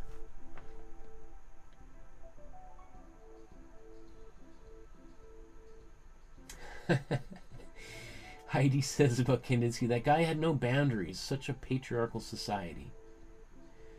Senga says Kandinsky probably used her for money, and she also kept him going. Absolutely. Yes, totally. As I was doing, watching these videos and reading about them, I'm thinking, yes, Kandinsky is, kind of using her a little bit, right? Like, and then once her money starts to run dry, Kandinsky's sort of like, well, nice knowing you. Good luck.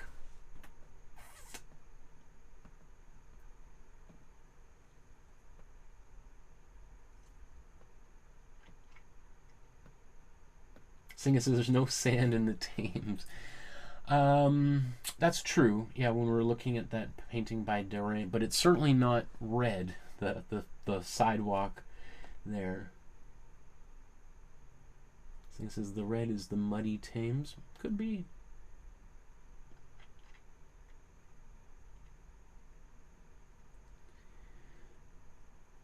Misha says it looks a little bit like the Northern Lights. Interesting. Yeah, I could see that. I mean, I don't know. Do they have the Northern Lights in Germany? Would it be as visible down that far south by the Alps? That's super interesting. I've never thought about that. Can you see the quote unquote Northern Lights or the Aurora Borealis anywhere in Europe? Can you the Alps, very similar to, let's say, the Rockies, not quite as big, obviously, but anyone out there in Europe, maybe let us know. Can you see that that kind of silky,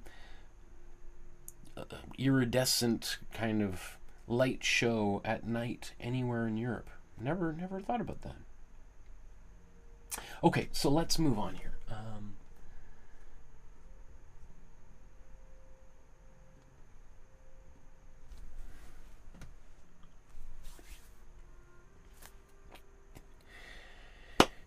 Now that we've had a chance to learn a little bit about Gabriele Münter, let's get to painting. And so I've already done a little bit of this with my special little helper here. So I'm going to play a video that has my daughter Edie and I working on the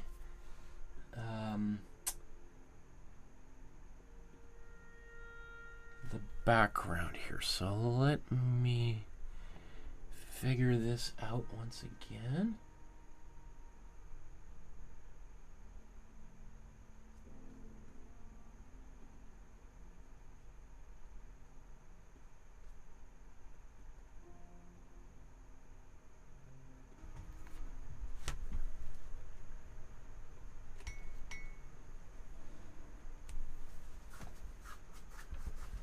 What have I done? Oops, these are backwards, aren't they? So, again, I recorded this a few hours ago.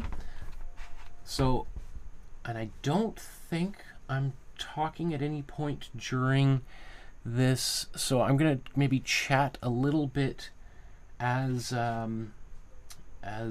mix colors here. What I'm doing is I'm pre-mixing as many of these colors as possible so that when my daughter comes back to the table here to paint, I don't have to do too much of this with her. That we can just start painting. Yeah, I can see that. So the first thing I did is I'm trying to replicate the color of the sky and that purple in the sky. So the first test I did was to take my warm red and my cool blue and mix those together to get a kind of a very muted purple. But it turned out that color was just way too dark. I mean, I wasn't surprised, but I thought, you know, let's just try this, see where we go.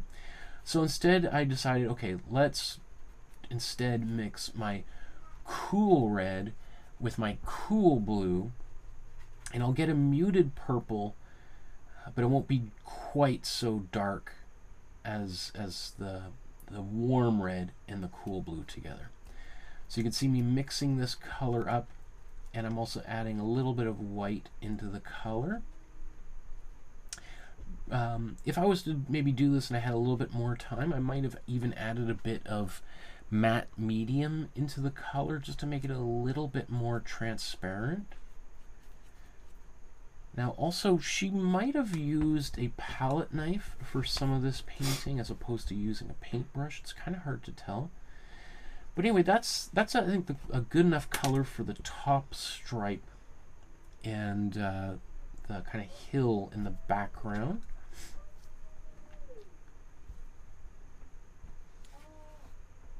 And so now I'm going to mix the green that we see in kind of on the right side in the background, that kind of partially covering the sun there. So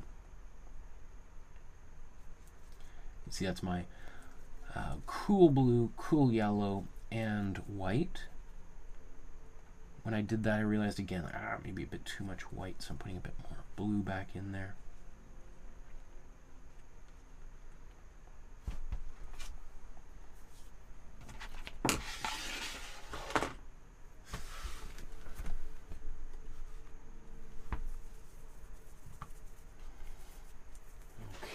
Okay, Edie. Painting lined up again. Can you come back and help Daddy?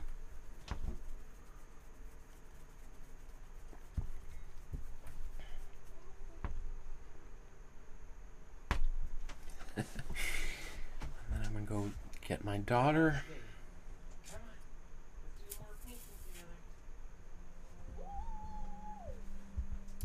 Can't remember how long it takes me to wrangle her back up again. There we go.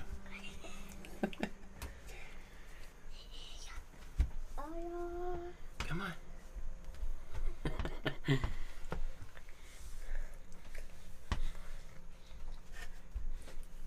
Good job. Okay. So the first thing we're going to do is we're going to take this purple.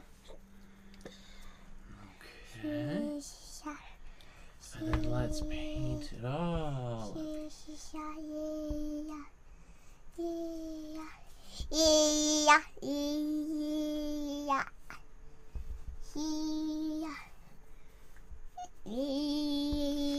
you know what I like doing? I like doing the tops and all the sides too.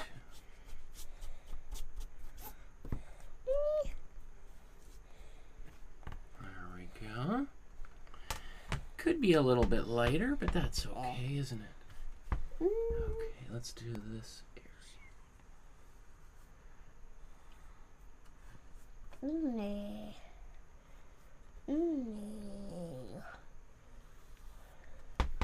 Some more paint.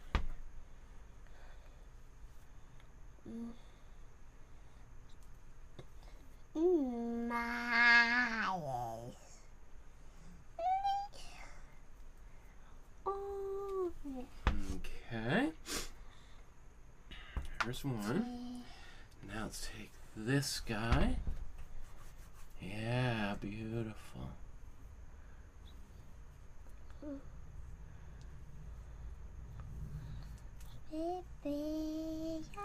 Yeah.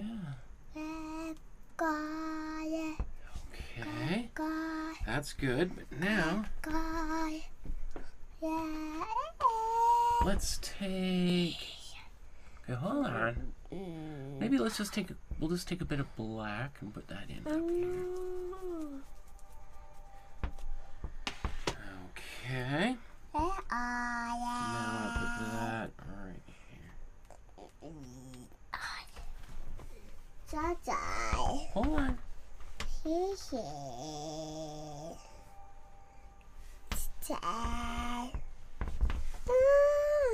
Hey, can you stand up?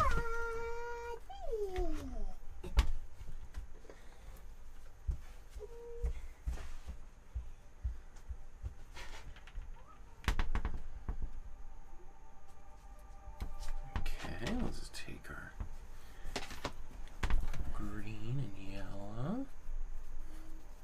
So as you can see, I lost my assistant there, so I'm just kind of quickly filling in all these colors. And so that's the same, this is basically just a cool green with cool yellow and cool blue. Might have been a little bit of white and black still on my brush, but that's okay. I'm just kind of filling in these shapes.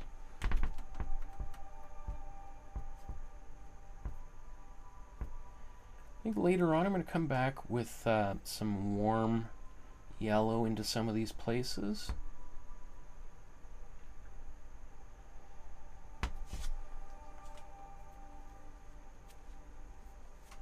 I'll also show the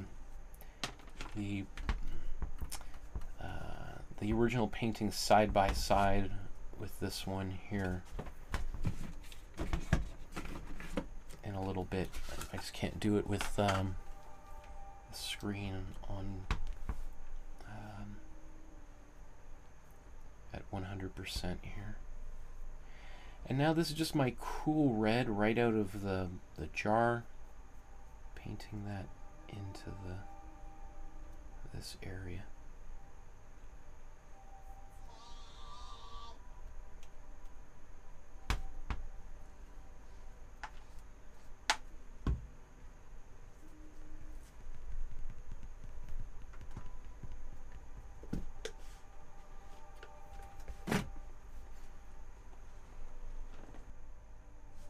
Okay.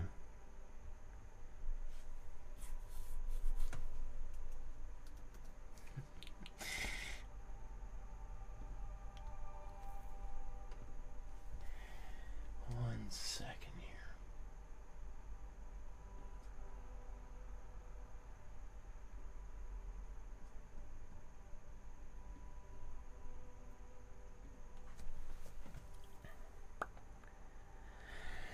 So just one little note here is you could see that my daughter and I are just quickly filling in shapes, and the colors aren't perfect. You know, I'm very quickly mixing and then painting them in.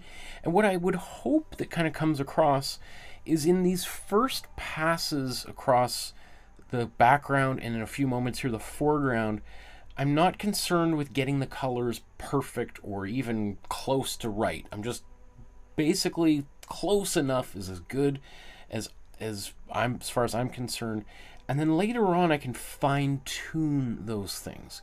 Just filling the canvas up is one of the main kind of core parts of my philosophy approach to painting.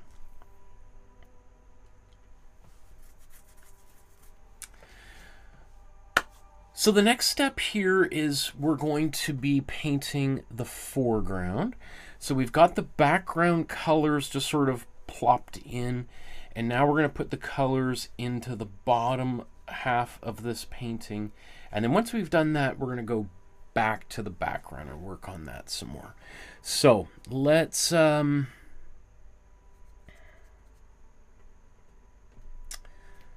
me cue this up here.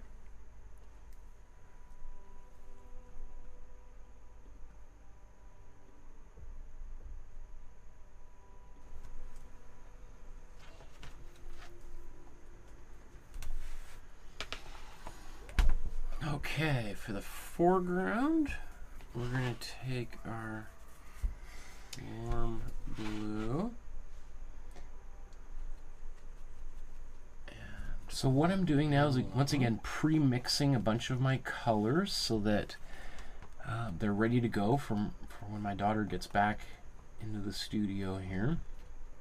So right there, I'm mixing my warm blue with my warm yellow to get a bit more of a grassy green.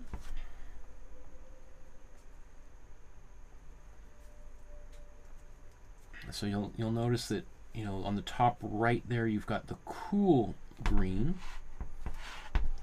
which should look warm blue. quite different to the warm green that I've just mixed. Red. And then now I'm mixing my warm blue with my cool red. And that's going to give me a much brighter purple than the purple I used previously. It's easier to see the difference in saturation when you add a little bit of white into the color, although obviously you add white into the color and that desaturates the color a little bit. But you can see how much more saturated the purple is when you add warm blue into it as opposed to the cool blue. And then right here I'm making a pink using my warm red and white.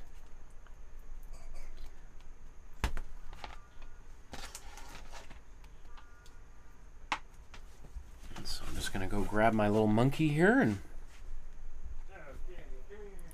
get her to help me finish the foreground pass number 1.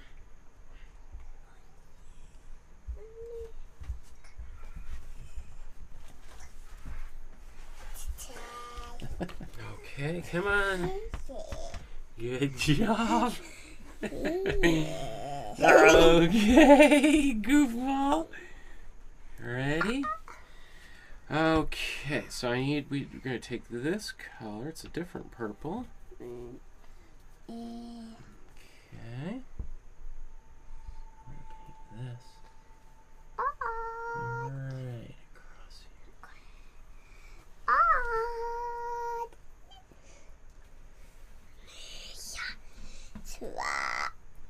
Hold on. Good job. In fact, one thing we may want to do, let's take a rag and we're going to wipe some of that paint off. Yeah, we're going to scrub a bit of it away. Good job. Okay. Now let's take the pink. Let's put the pink in here. I need a bit more white.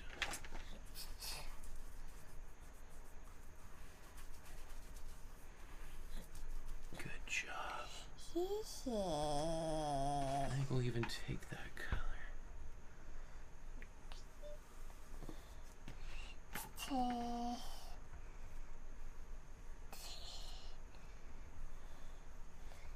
Good job. Good Perfect. job. Okay. And now we're going to take this new green. Try it.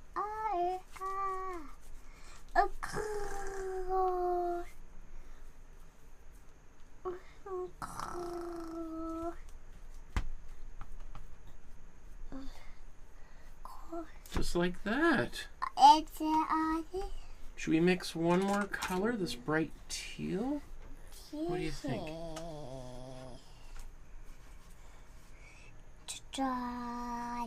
I'm just mixing a bit of a teal, a cool yellow, cool blue, and white. Okay, so we need this color. I'm going to put it right down there.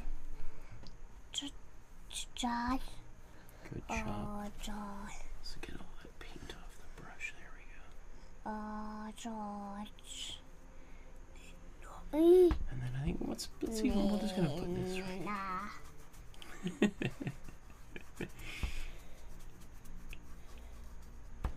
Let's get a bit more blue on the brush.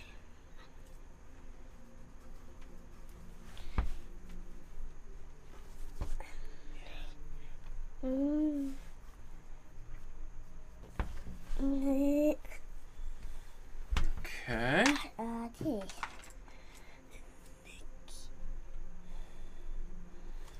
So now we got to get a sun right up here.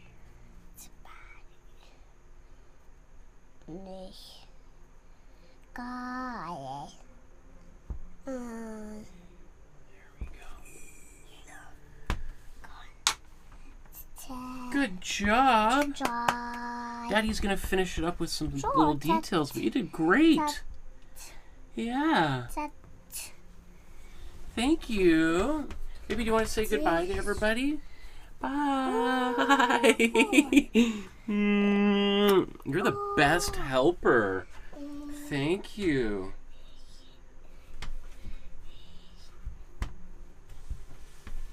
Good job, kiddo. Oh, you know what? Maybe let's do one more thing. I know. But you're going to love this part. Because I was going to say maybe we'll get your...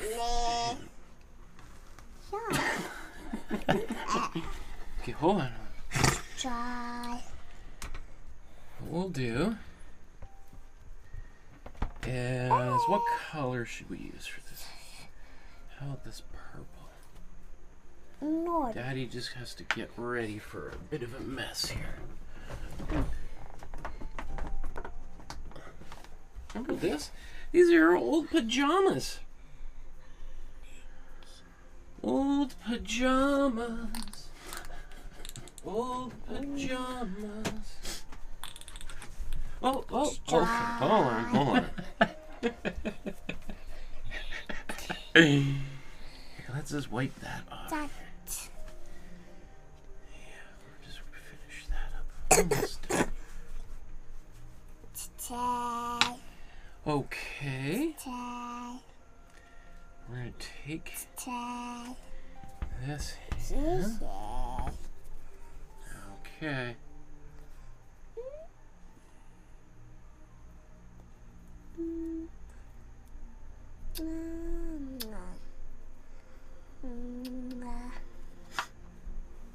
Okay.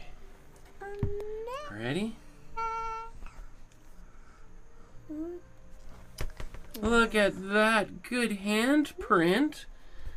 Okay, I'm just gonna prop it up here. And now we're gonna clean your hand off. Good job. Okay.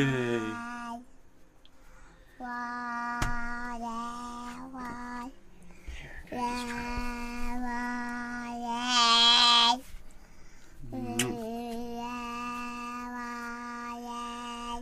Okay, here we go. Let's go clean your hand.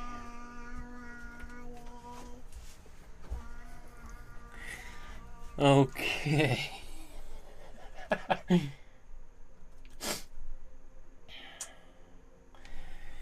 So, let's move on to the next step here.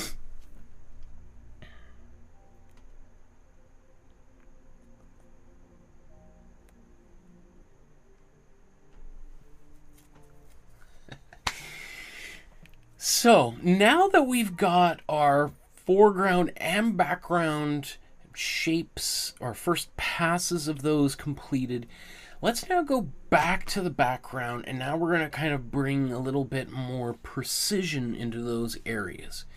So, you know, if you were painting on your own, maybe they're a little bit more precise than mine is. If you were painting with somebody a little bit younger, maybe it's a little bit wilder like mine. But in any instance, what we're going to do is start putting in some of those outlines that we expect to see dividing all of these big, bold shapes that Münter has painted. So let's look at the original, and then now let's look at this painting side by side with the version that my daughter and I have created thus far, just so you can kind of compare the colors and things that we've put in here. So I think, like, for the most part, the colors that I'm using are I'm pretty happy with.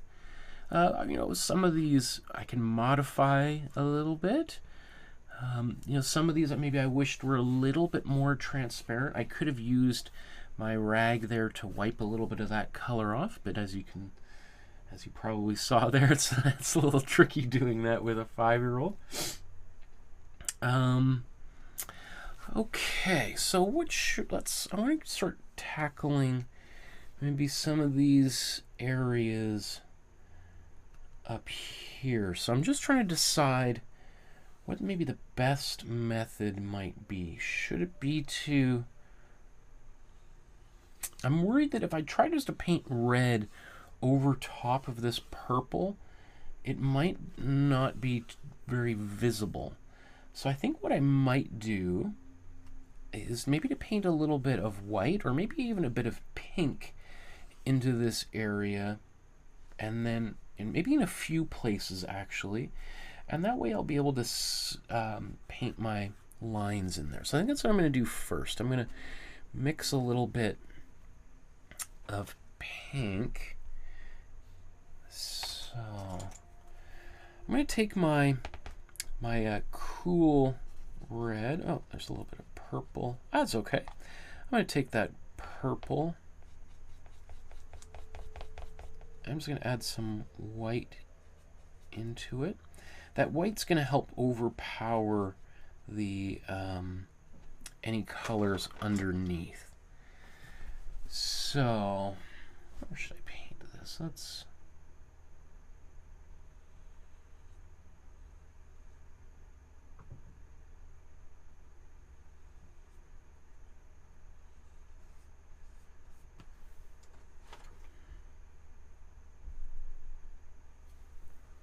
I'll put this back here.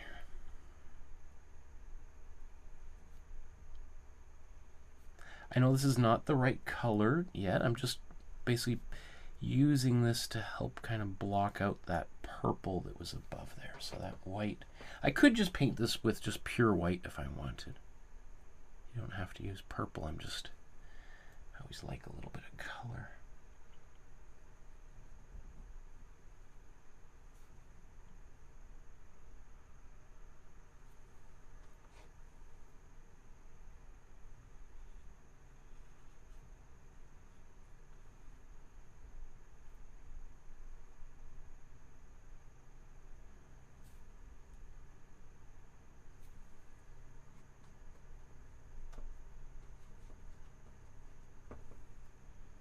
Maybe I'll come down here and do that same thing.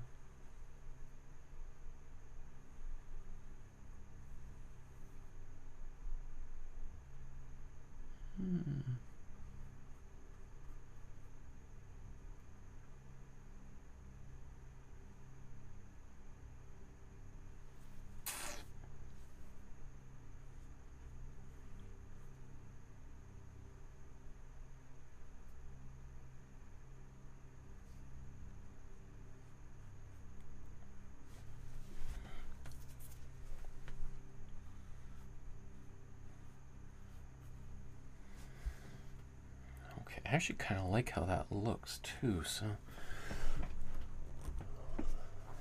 maybe keep some of that, I don't know. Just gonna clean that brush off a bit.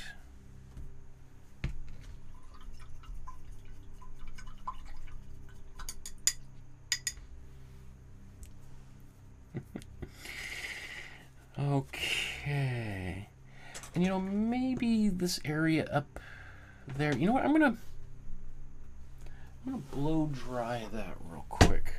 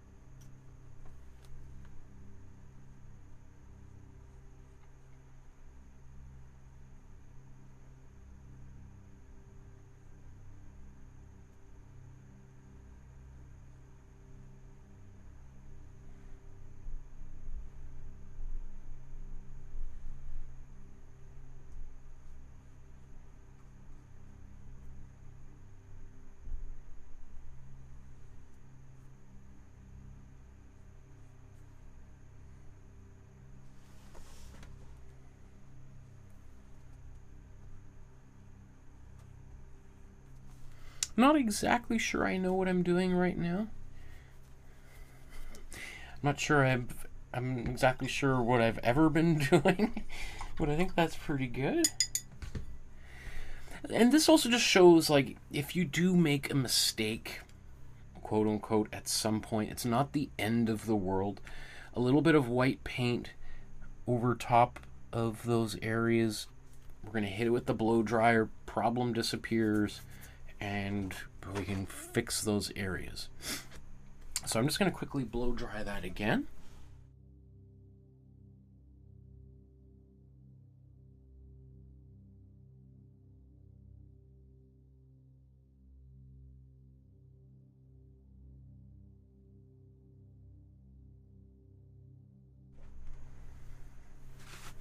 Okay. So how about I'm just going to bring this, just make sure that's all in focus there. So now let's paint some of those colors.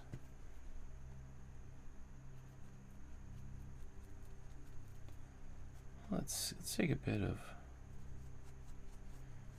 white in here.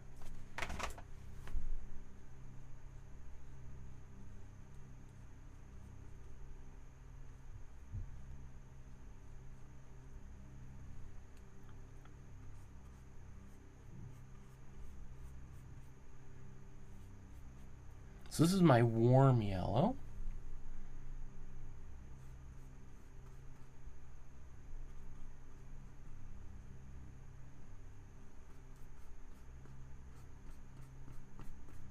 Previously I had used some cool yellow to do some of these lines here in the sky, so, or not lines, but these, I don't know what you would call them, kind of like little fingers that are reaching up in here. So I'm just gonna go back.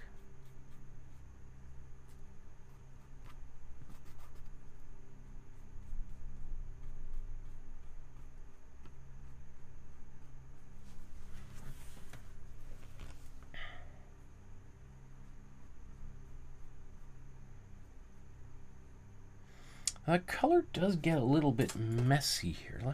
It gets a little bit orangey there, doesn't it?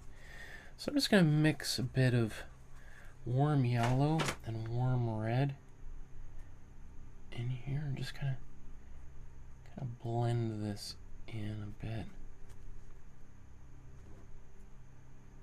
Just got a bit of that orange happening in a few places too, so.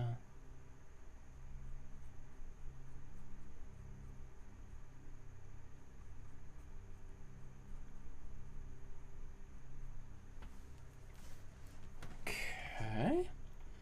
Any more orange. I think that's okay.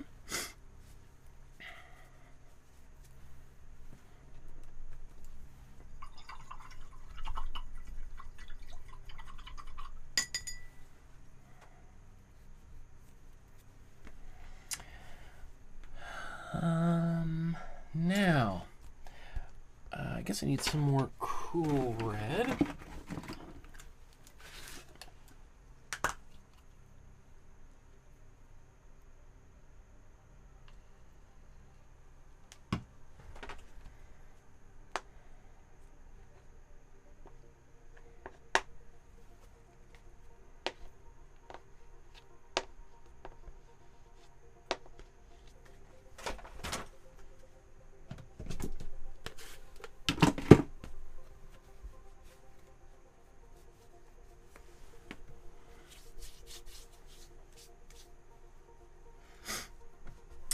So, previously I've used some cool red for this large area here. So I'm just going to take this cool red.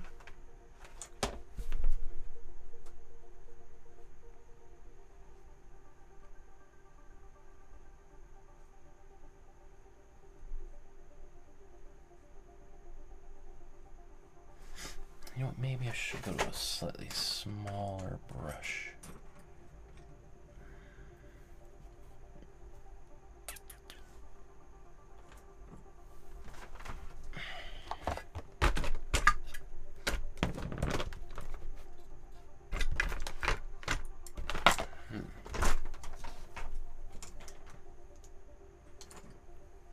Do some organizing here.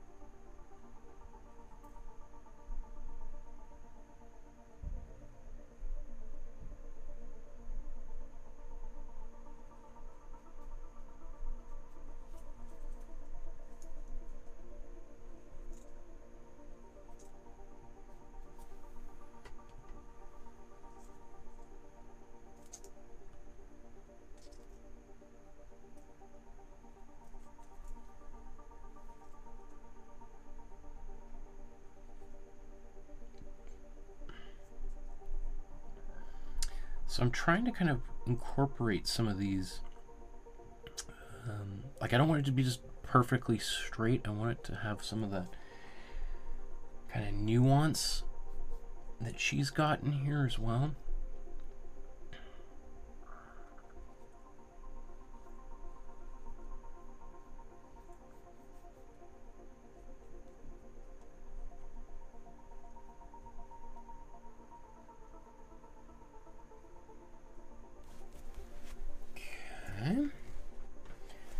There's that. I'm also going to, let's say, clean up this edge here.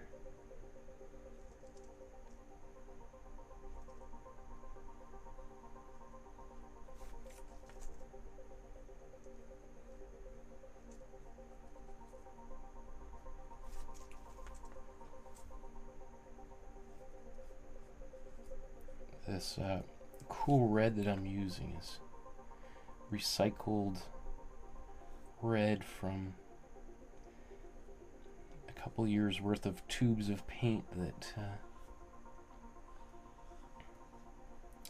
are empty, or almost empty, and then I cut them open and took the paint out, so the paint is a little bit stiff. It's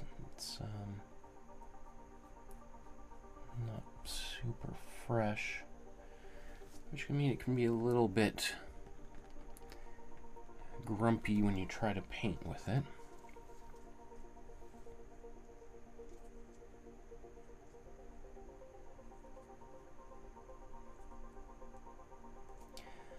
could add things like medium, like matte medium, or even a little bit of water to get it to be a little bit more fluid if I wanted. But I don't particularly mind it like this. I know for some people it would just drive them crazy, but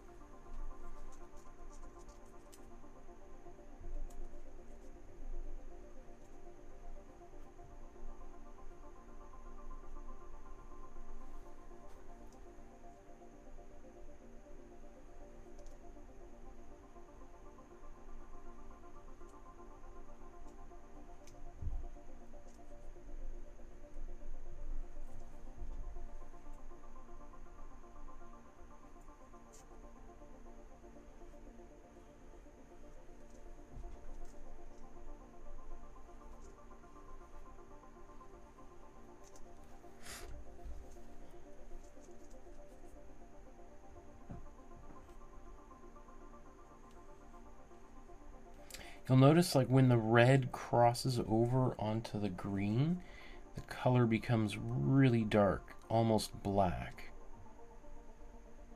And that's because it's literally how we mix black, right? Is we make a cool green using cool blue and cool yellow, and then we add warm red to it. This is a cool red, but you're going to get a very, very similar sort of result.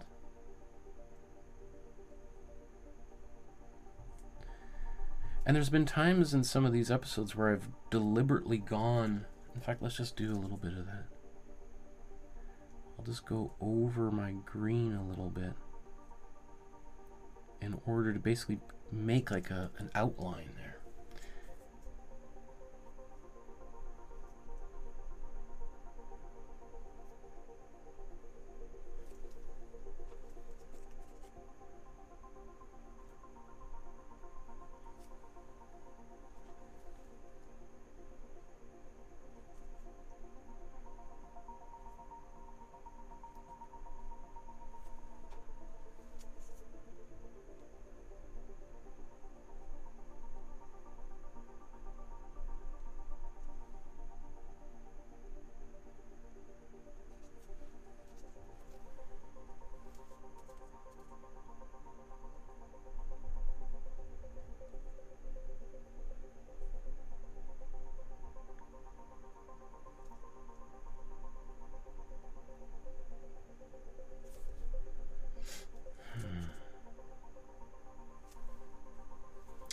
I'm going to adjust this.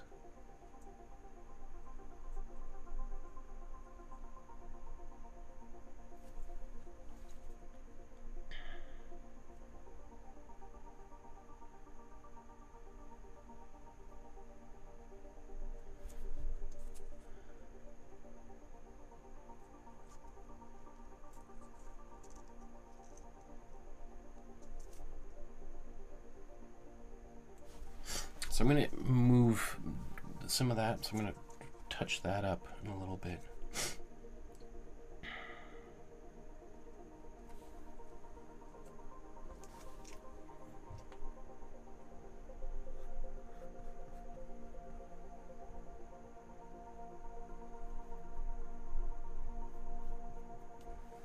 Okay.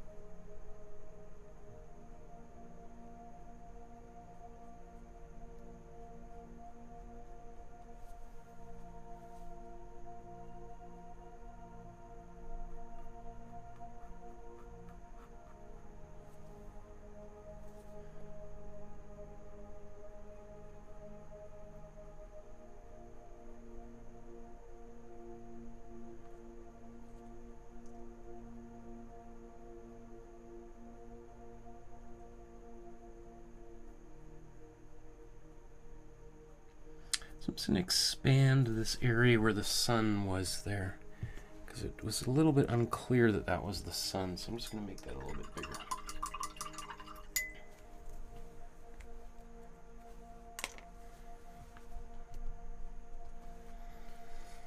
Okay, I'm going to blow dry that, and then we can touch that little area up.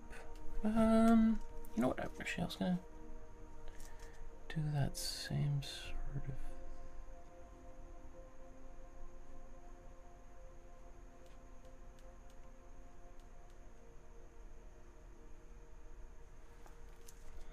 Okay.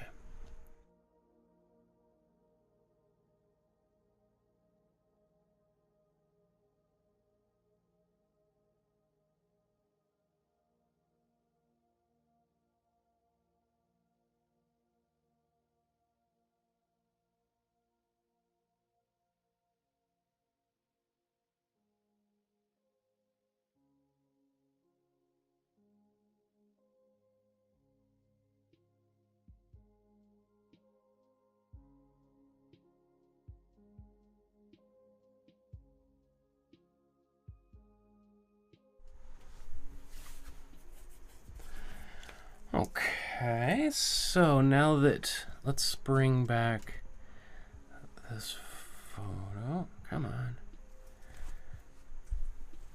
So, what do I want to do first? Let's go back to our yellow.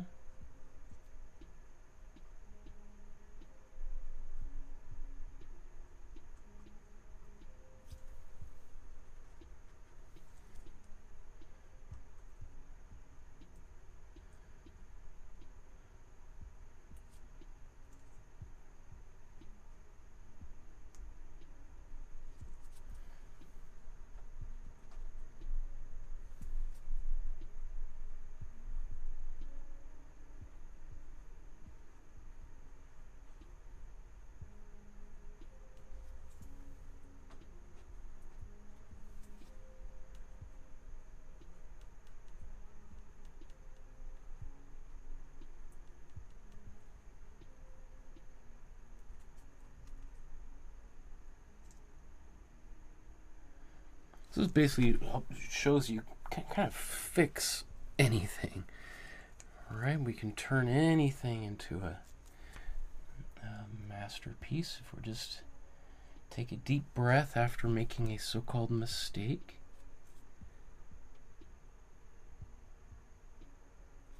This is my cool red again.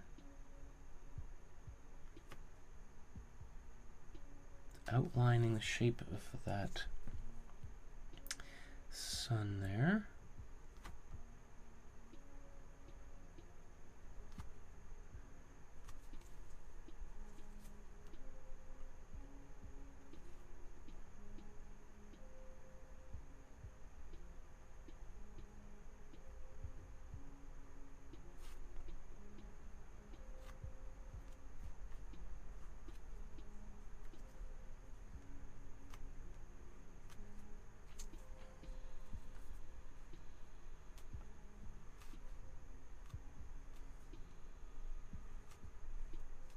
Okay. Now I'm going to paint just the warm red for the sun inside here. Now these two reds are very similar. I do notice though that cool red, you know, when it's magenta, when it gets layered, it tends to get really dark very quickly. You can see how it behaves over here. This is just two layers, or a little bit thicker application of cool red there, and you can see it kind of almost looks like a mixed blue or something into it. It feels much darker. I don't feel, just anecdotally, that happens quite so much with warm red. Seems to maintain its sort of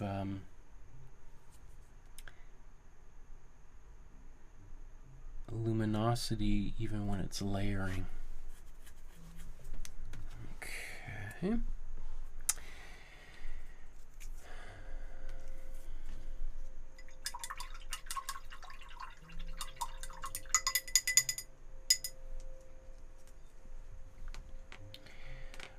So let's go into this, into the greens again now.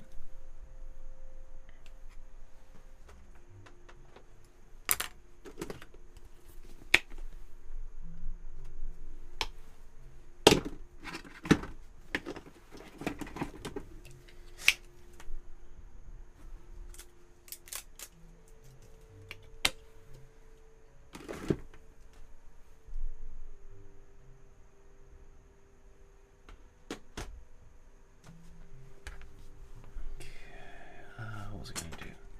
So I'm going to take my cool yellow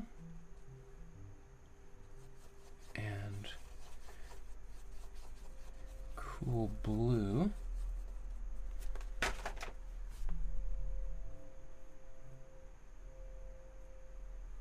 The actual colors, I think, is supposed to be a little bit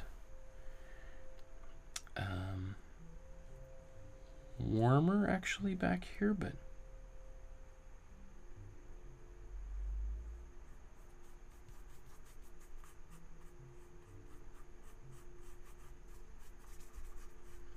if you know me at all, you know I like my bright colors. So I'm just going to put this kind of more saturated, cool green in that area.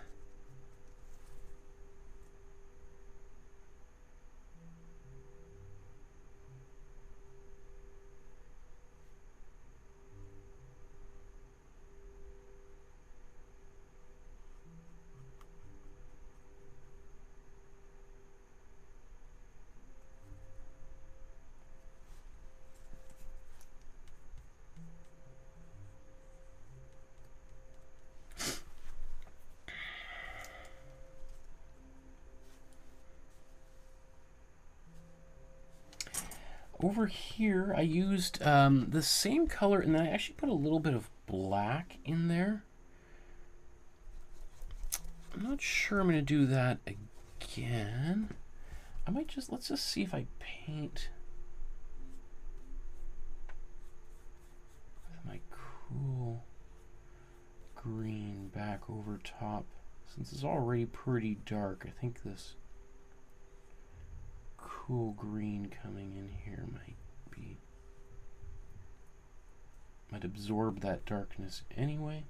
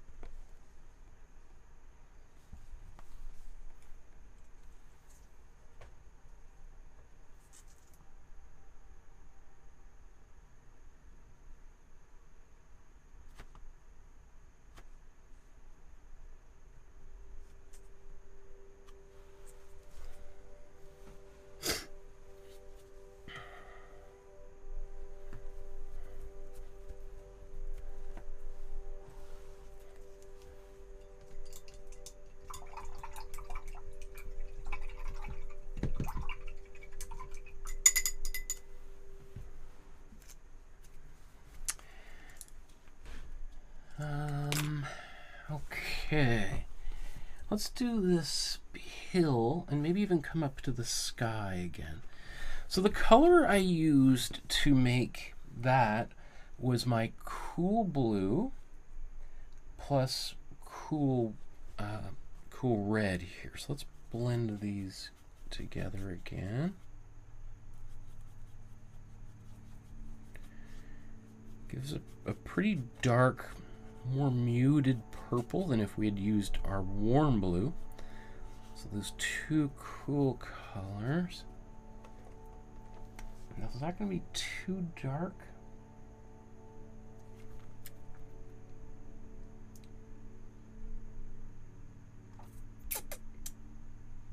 Well, I'm going to paint with it.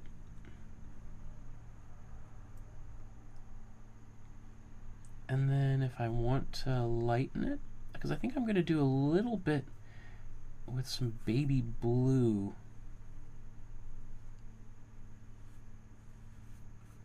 Over top of it anyway.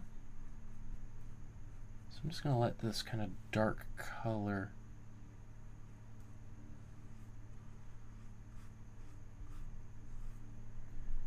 occupy this space a bit.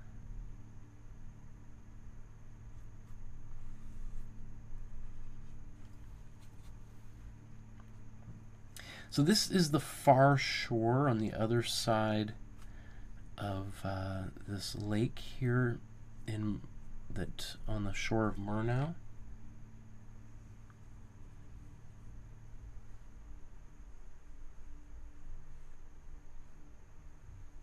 You can see there's this island. The black island is going to go right there, but I'm just painting these colors right through. I mean, I did that when I was painting with my daughter, because it's like I might as well just, I can paint, it's going to be black, it's going to cover up anything underneath it anyway, so I did that. But I probably would have done that anyway, even if I wasn't painting with my daughter, and I didn't have to, you know, so, I mean, it was super convenient doing that with my daughter here, but probably would have done it anyway. Just as a bit of a time-saving device. So really what I'm doing here is just cleaning up some of these edges where paint was a little bit messy.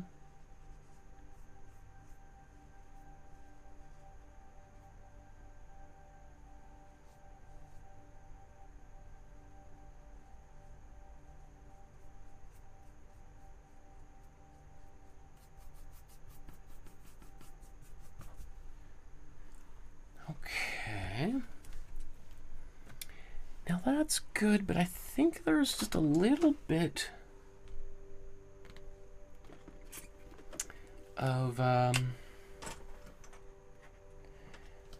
some warm blue here with a bit of white that she's put up there. So I'm just mixing a bit of white into some warm blue. I didn't even bother washing my brush because I kind of want still some of that color. Now that might be too much. So I'm just going to mix it back into the color I was just painting with.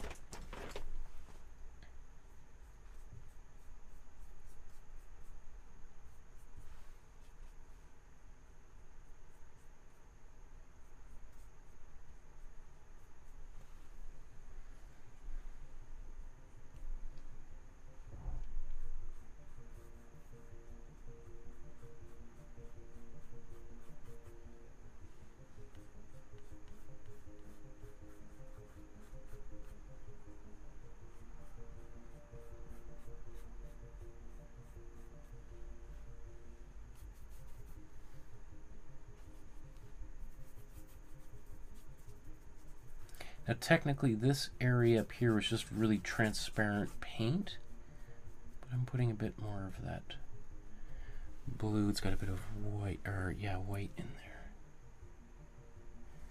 Okay. And then I'm just going to take now my warm blue. Actually, you know what? I'm going to blow dry that because I don't want that color mixing.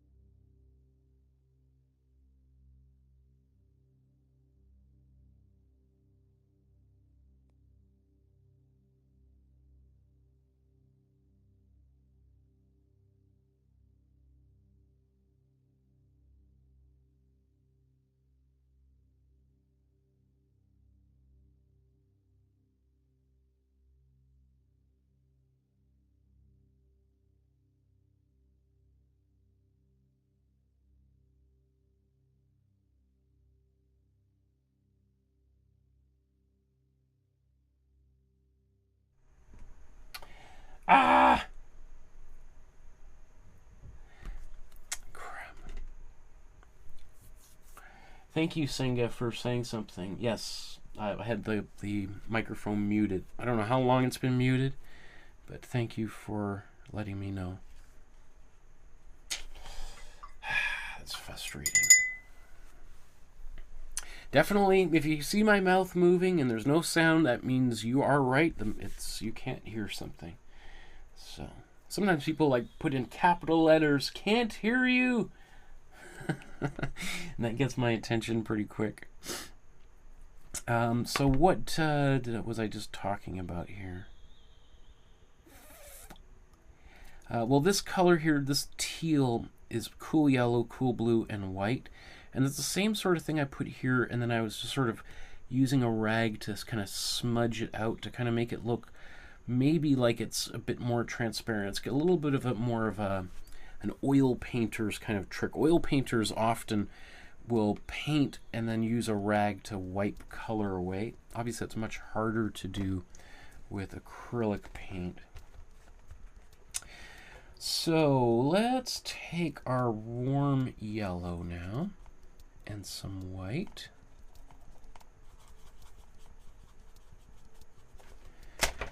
We did this before, but I'm just going to come back in here and do it.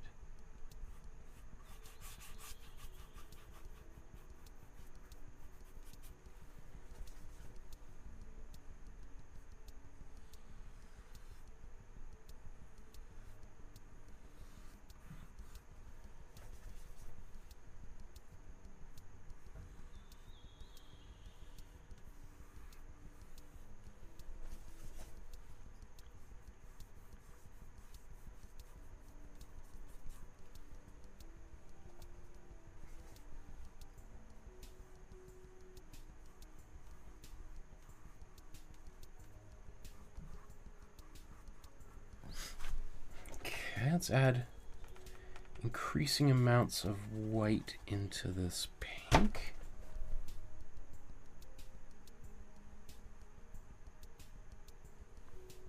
See, there's sort of like more pink in the center and more red along those edges.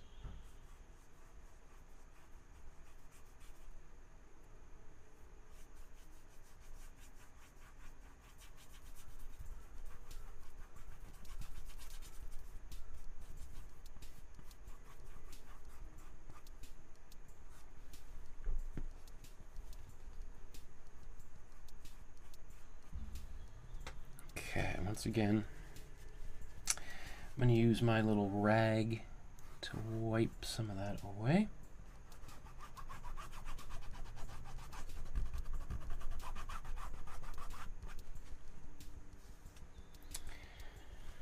I'm also just going to take maybe a little bit of warm blue.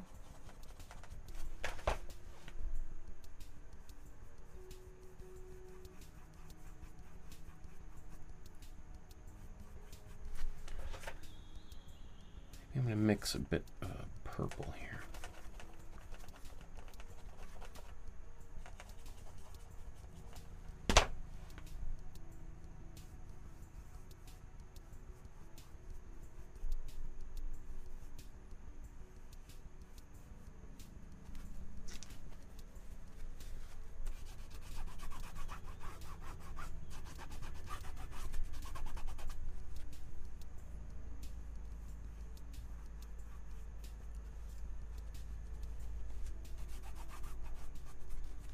You could see as I probably should blow dry this, because as I do that, you could see that little bit of yellow Imprimatura just poked right back up through that color.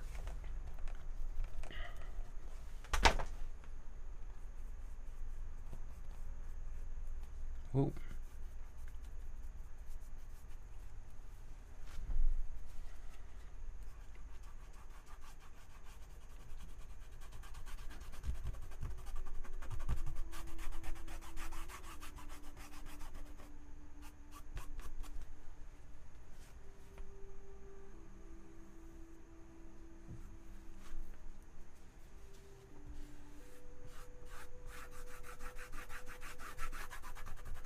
And I'm kind of scrubbing pretty aggressively on those surfaces like that.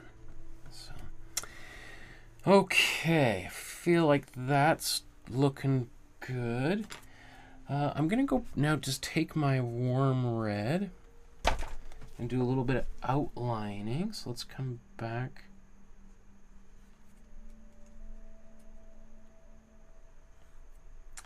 There's the Fuzzy Hebrew just joined the chat. Hello, my friend.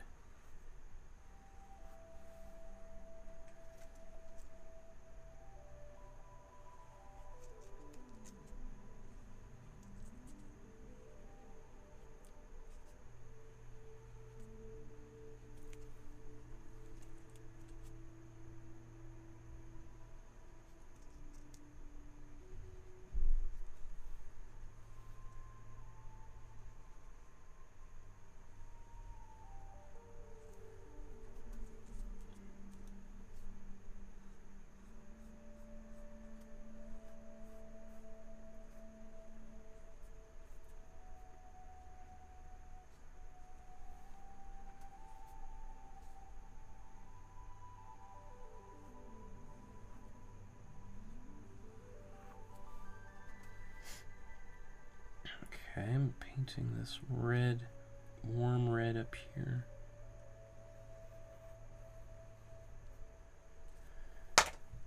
And then I'm just going to take my rag again here.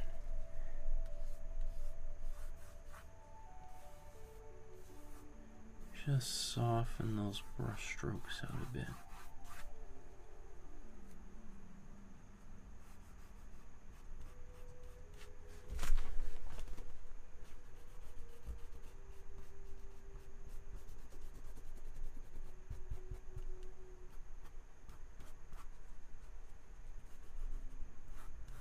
You have to do this very quickly after you've painted. You can't wait, half an hour and then do it. You've got to kind of take action very, very quickly.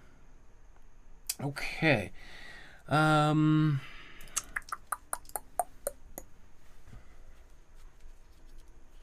Starting to get pretty close here. I think I want to go back over with my warm blue into that water again.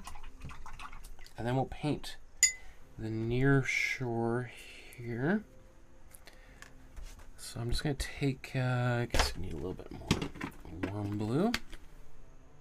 Ah, that's not warm blue, that's a black. Okay. So let's take this warm blue right out of the tube. Ooh, yes.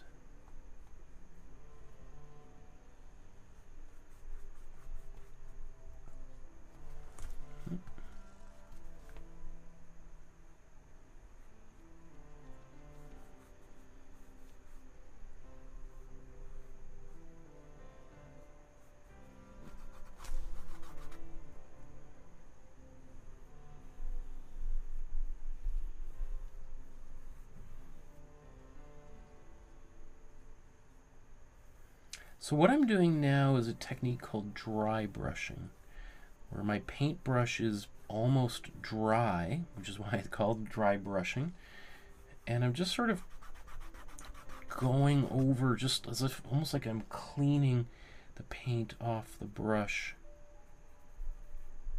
See, there's times where more or less paint comes off the brush.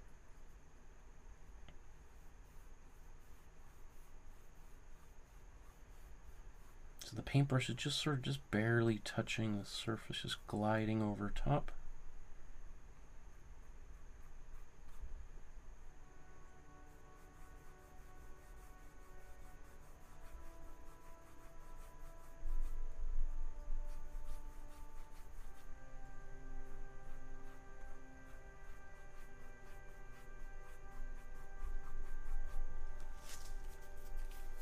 Okay. Now I'm going to mix warm green.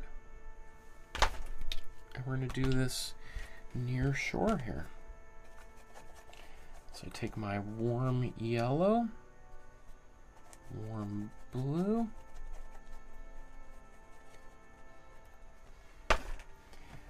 and I'm going to kind of start with a bit of a lighter color here.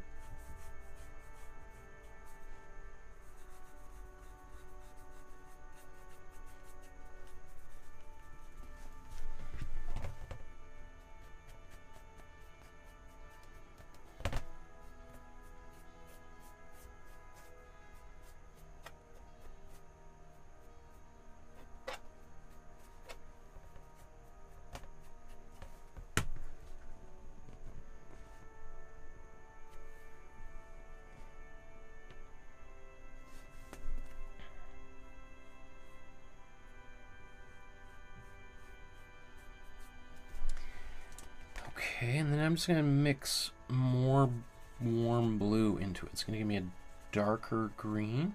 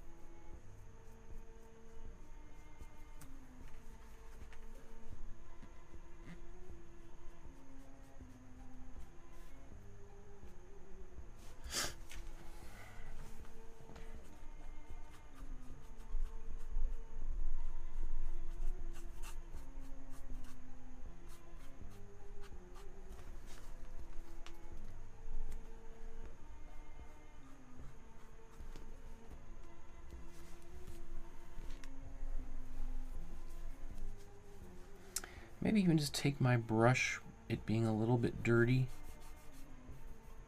and just go, it looks like there's a little bit of this down here, just scrub a bit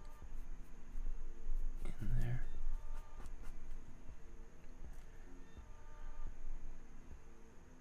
Yeah.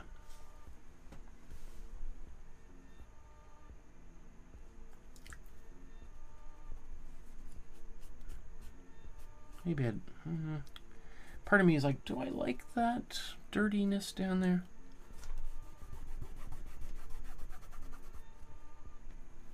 I'm not sure I do. I'm going to paint a bit of it back out. Okay.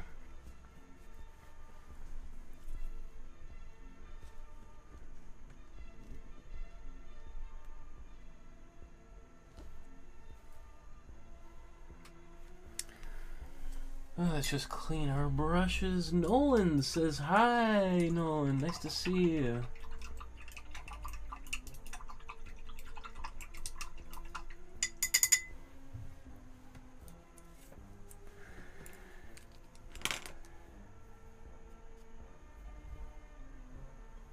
You know, maybe just before I move on, while I've got some color still wet on my palette here, one thing I like to do is just kind of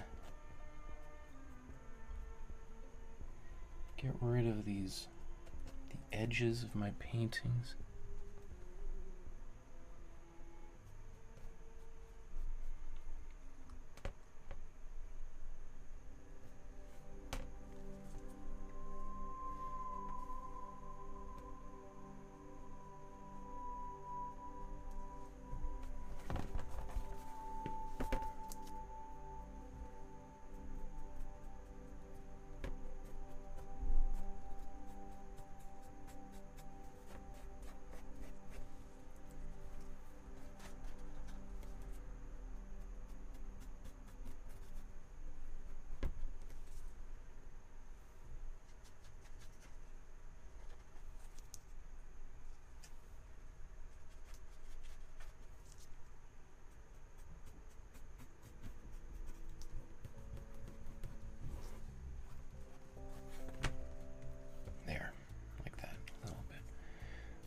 just a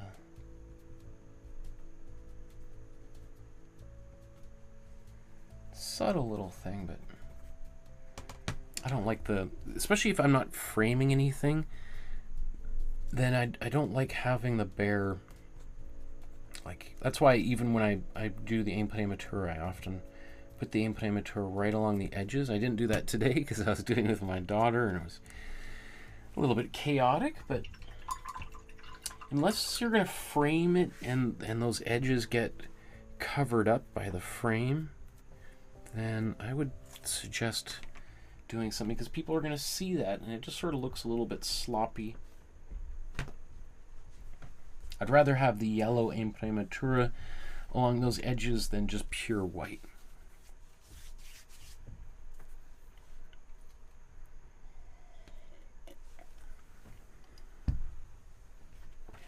Okay.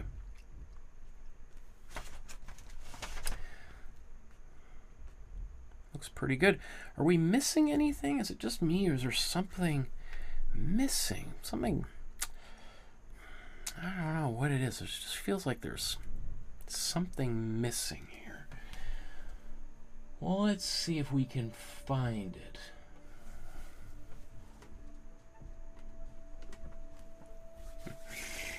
So I think we've done a pretty good job of getting the foreground and background, I would say, pretty close to being completed. I mean, maybe we'll see if there's anything missing as we do our final touches here. Oh, isn't there an island here? Ah, let's paint the island. So if we look at the original, we'll see that there's a big black island there in the middle of the painting. So when we look at our version there, we're missing the island. We got this yellow here of the Imprimatura there, so we're going to paint in that island. Now, actually, if I zoom in here, let's just see if we can see what she's done. Because we could just paint it black and be done with it. But I'm always trying to think, what has the artist themselves done? And it kind of looks like there's a bit of red there, doesn't it? In fact, I suspect she used the same cool red that she's used in the sky, and she's painted this island, and then realized it needs to be a different color. And I bet you that black was one of the last things that she did on this painting. So I think what I'm going to do is I'm going to start by painting it red, and then we'll paint the black over top of it. So I'm going to take my cool red here, maybe even add a bit of white. I guess most of that white's all dried up. Oops, let's go here.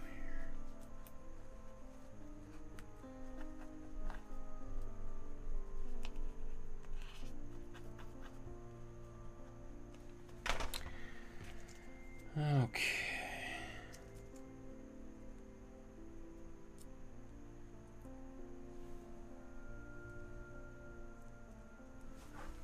So first we have to figure out where this is going to go. I think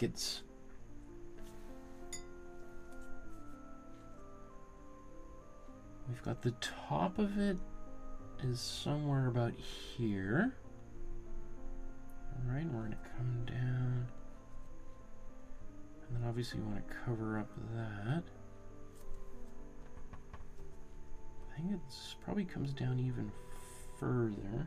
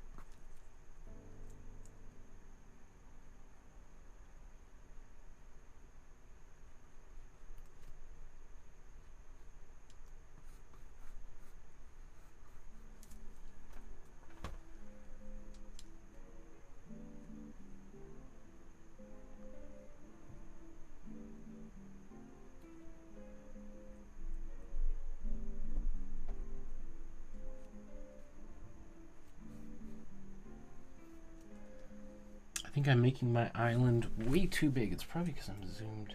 No? What's going on here? Yeah. So I'm going to have a much bigger island in here. Oops. Well, it's actually not going to be that much bigger, but it'll be bigger.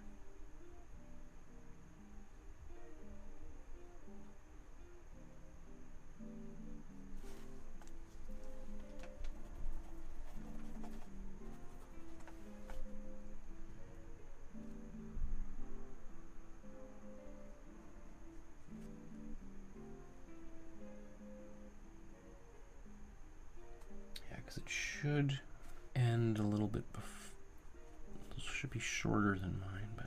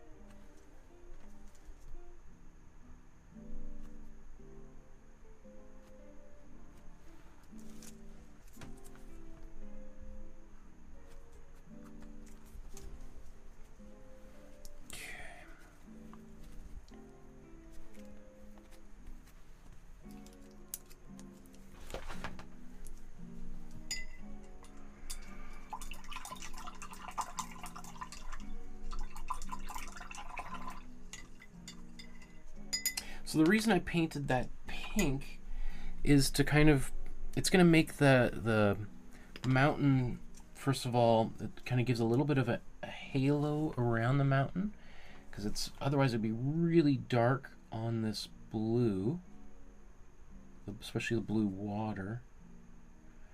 So I can use it to help create a bit more separation. And also up here in front of that back hill, because that's a pretty dark blue back there. And generally, you know, you want your darkest colors to be in the foreground. So I don't want any kind of this mountain or hill on the far shore competing with my island.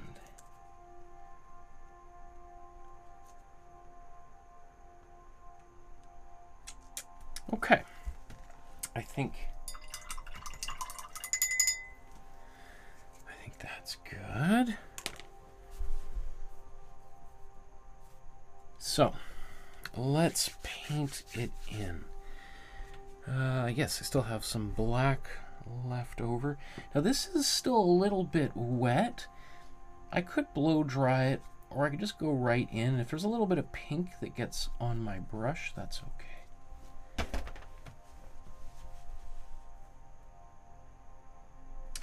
In fact, maybe let's zoom in. We haven't zoomed in at all any point in this painting, so.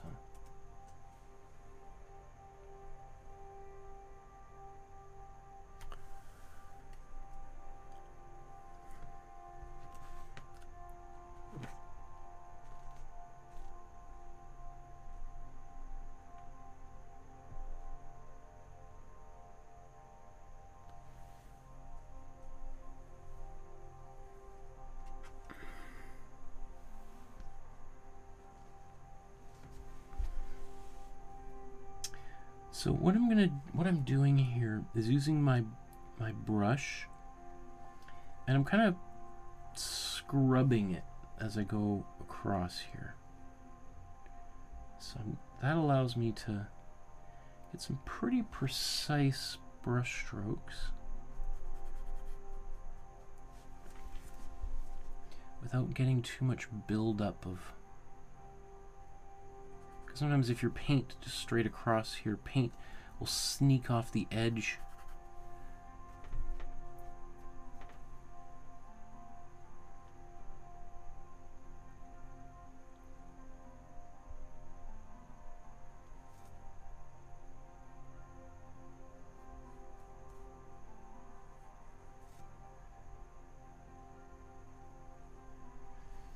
Okay, I also want to be, I like this, it's almost like there's a little bit of a split in the island here. Where's that? It's right down there. Okay, in fact, yeah, I'm going to paint this part here.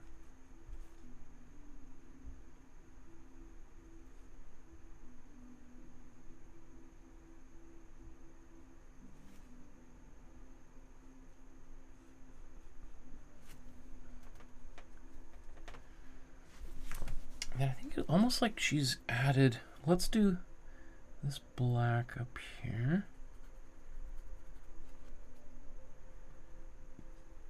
In fact, well, we'll finish painting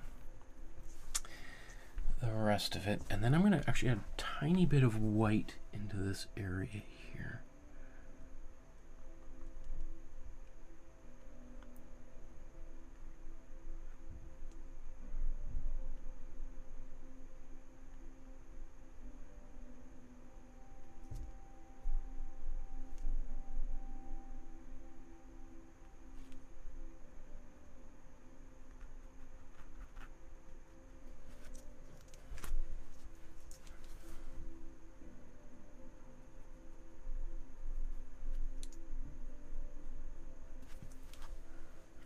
Sorry, it's not on camera. Darn it.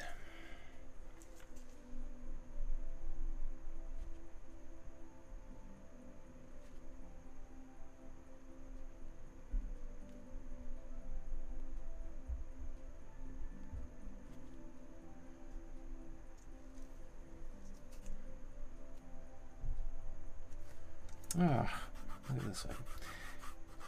My hand was pushing paint all over the bottom of this canvas here, so I'm just gonna take a little bit of water, try to scrub a bit of that off. There we go. Okay, so I'm just gonna take, you know, there's pretty much all my white has dried up a bit here. Do I want to?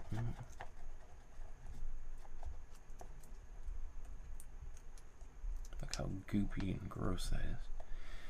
I'm going to use just a tiny bit more white.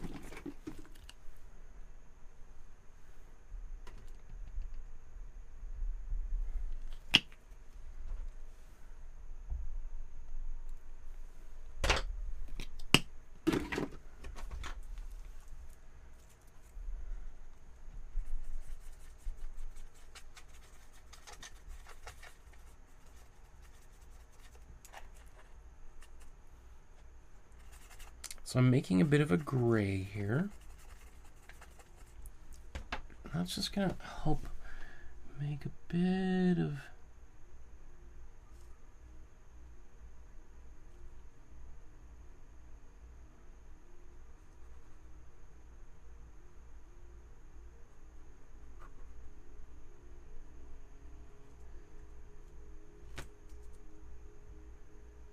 oops, I wasn't paying attention there, obviously.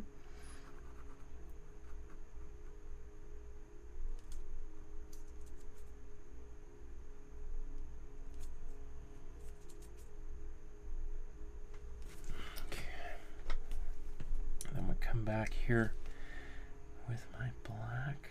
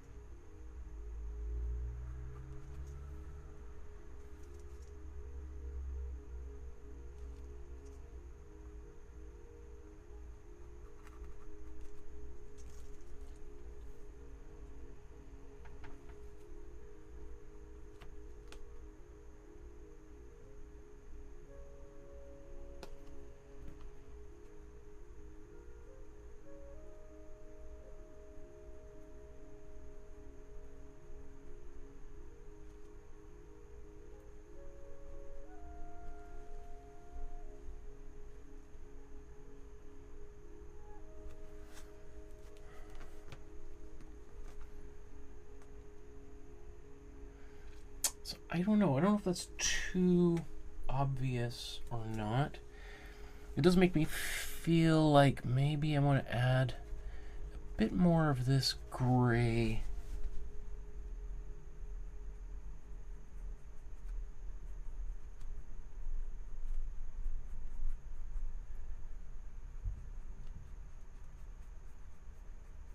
To just a few other parts, maybe.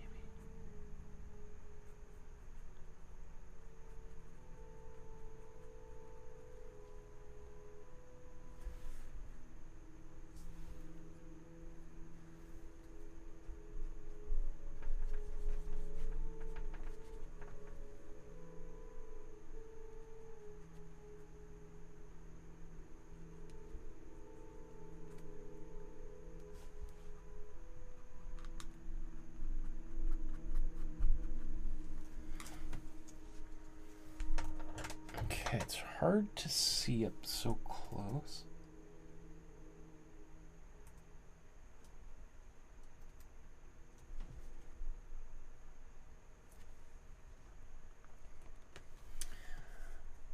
Let's see if I back out. Is that too conspicuous?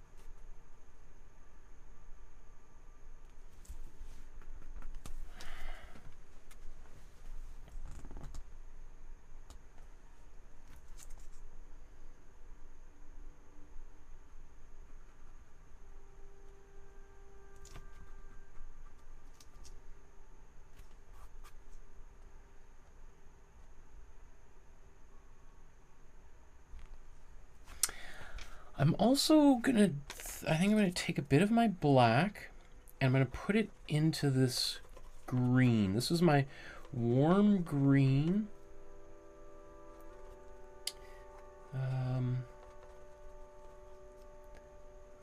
Actually, I'm gonna put a bit more warm blue on here.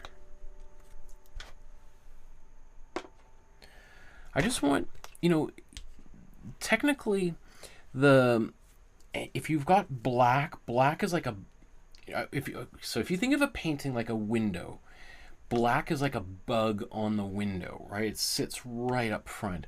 And this big black shape, which technically is in the middle ground between the background and the foreground, it's going to want to come forward. So what I want to do is I'm just going to kind of darken the outline of this near shore here. I don't want to put like a big black outline there. Where did I put my blue? There we are. But I want to just darken it so that it's going to pull this shore a little bit closer. Now she didn't do this, but you could see that right along here it is a little bit darker. Certainly darker than mine is right now, so.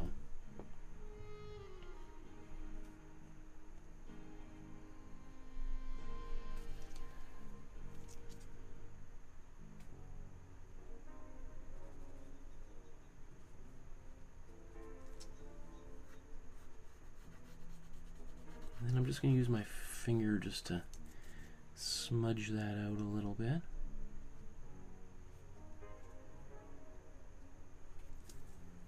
And maybe I'm not going to go like be too consistent. I'm going to allow it to kind of come and go a little bit here. Be a little bit darker in a few places.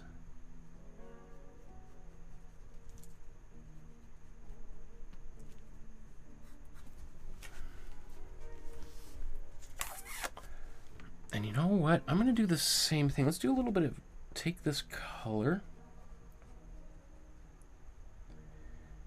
And I'm going to do a bit of dry brushing with it. So I've got that paint on my brush, and now I'm just going to kind of gently wipe a bunch of that paint off.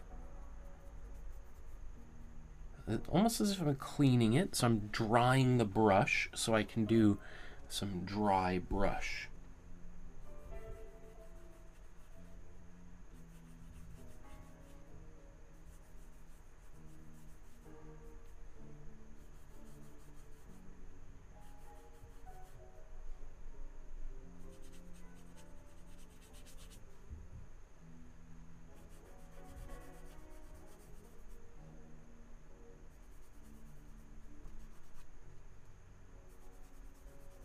So I'm just kind of barely modifying things a little bit.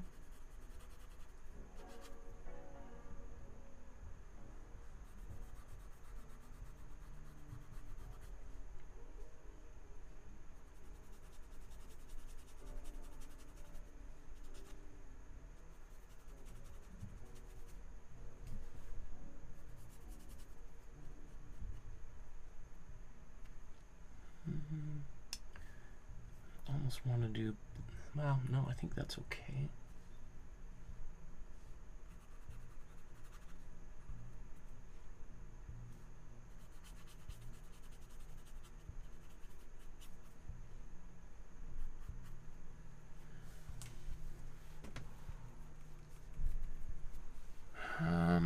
Okay.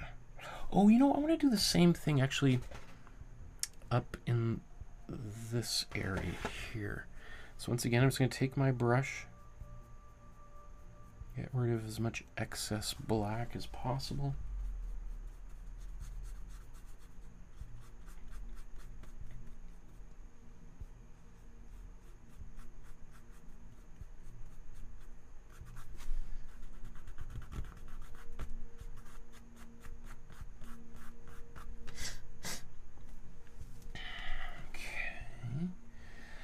And then maybe do I look at this and feel like that's too bright?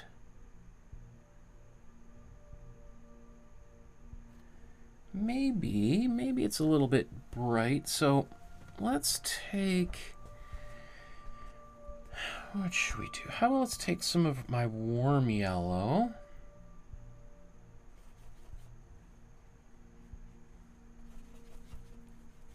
In fact, I'm going to take this warm yellow and warm blue.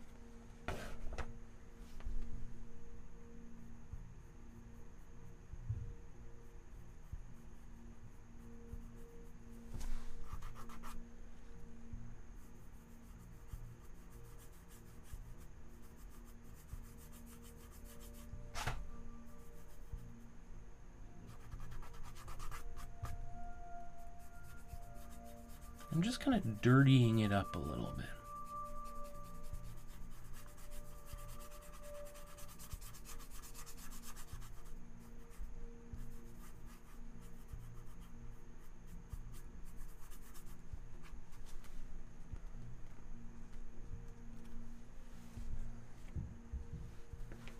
Maybe I'll do this a bit more of that up here as well.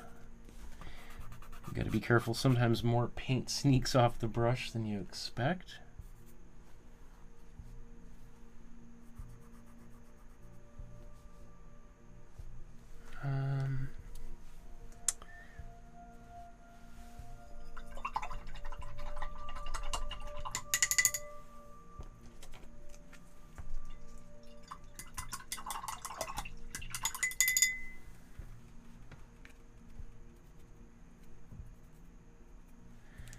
There's a bit of a part of me that says maybe I should dry brush with a bit of more warm yellow here.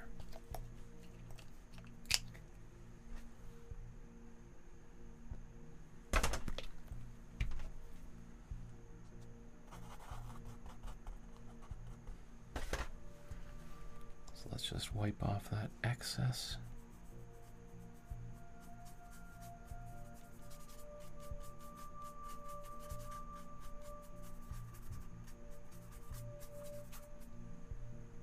Maybe do that down here too.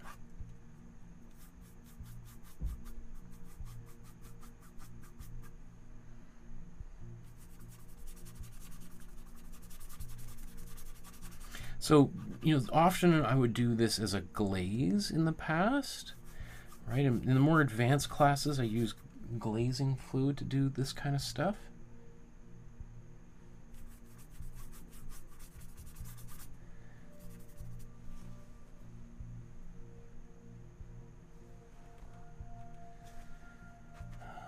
And I think I want to do the same thing with a little bit of orange.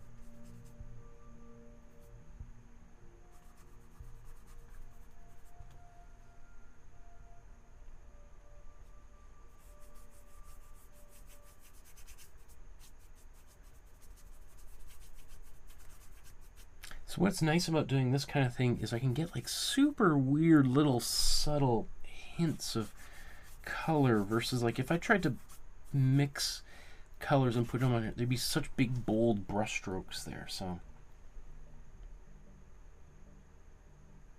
I don't know. Am I good enough? Now this, it looks very gray here, but I'm pretty certain that's like, let's just take a big blob of black from the tube, and I think you'll see that even though it looks very gray, it's in fact about as black as it can be. It's just the lights in this area.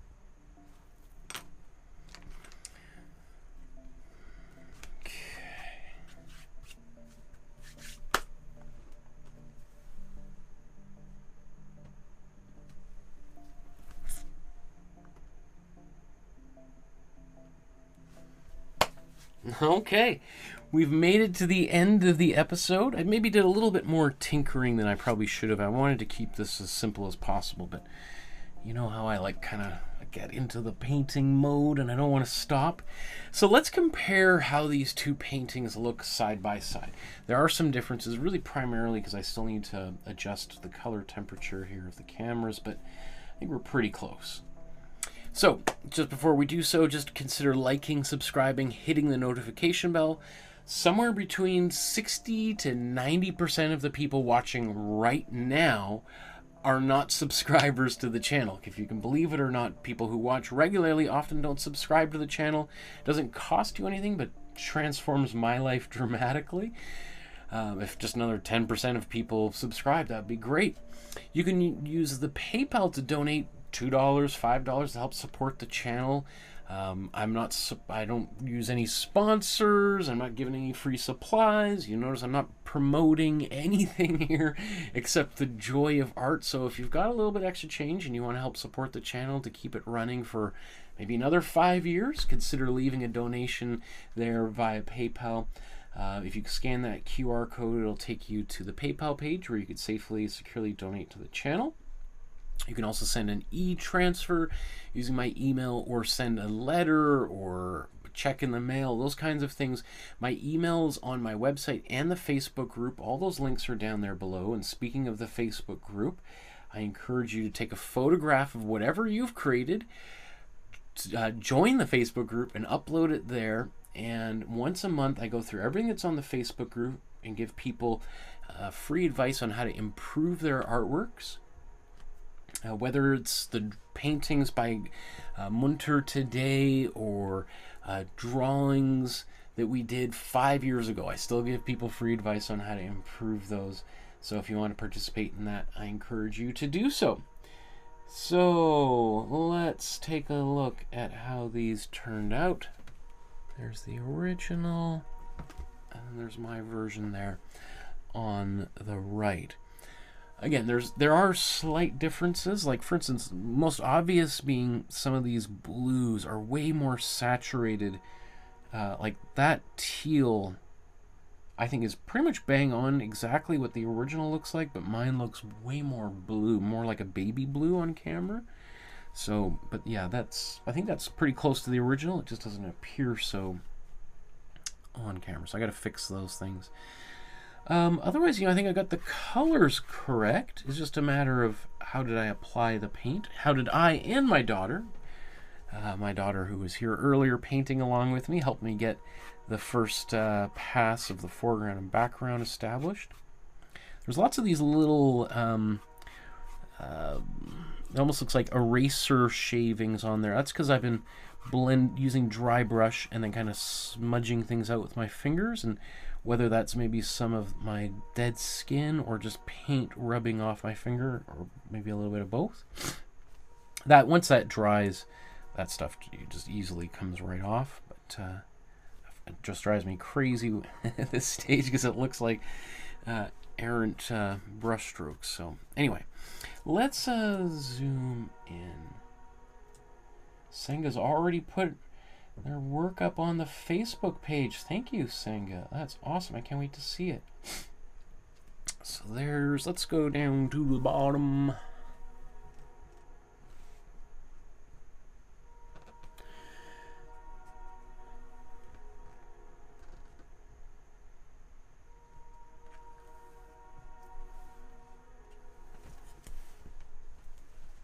Okay.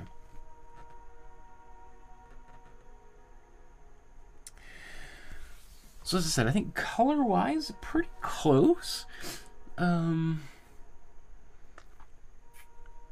think, interesting, I keep thinking it's like the reds are too bright, but look how blue the blues look today.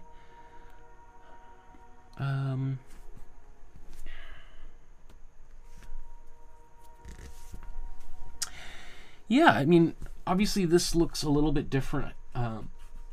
It's hard to tell exactly how she did this area down here. I mean, it almost looks like a printing technique, like that paint has been blotted off with paper or something. Or it's as if it's painted on glass, but I don't know exactly what's going on.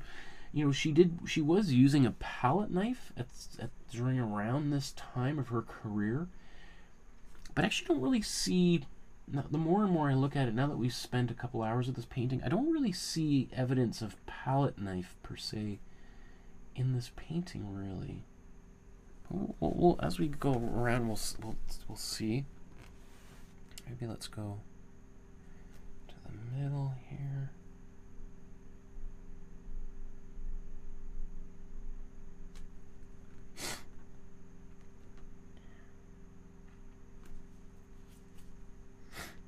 I mean, might as well just go all the way to the right there, right?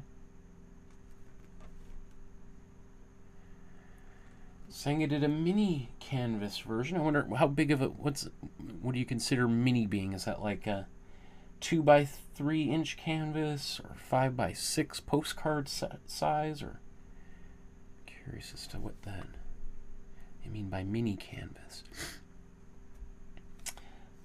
Yeah, I guess I could probably have done a little bit like dry brush with a bit of white teal over top of here, but I'm going to leave it.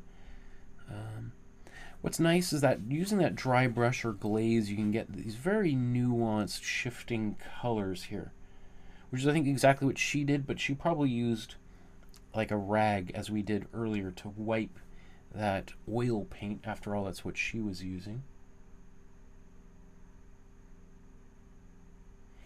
Yeah, you can really see that this looks like, right, in her painting, like it's almost like watercolor, like it's bleeding into the cardboard surface that she painted on. So it's like the paint is in some places, like we'll see up here, kind of resisting absorption, and then here it's bleeding in, and then like a watercolor kind of separating mixing. Very interesting. It's, you know, it's funny, the more and more I paint, you just see more and more things.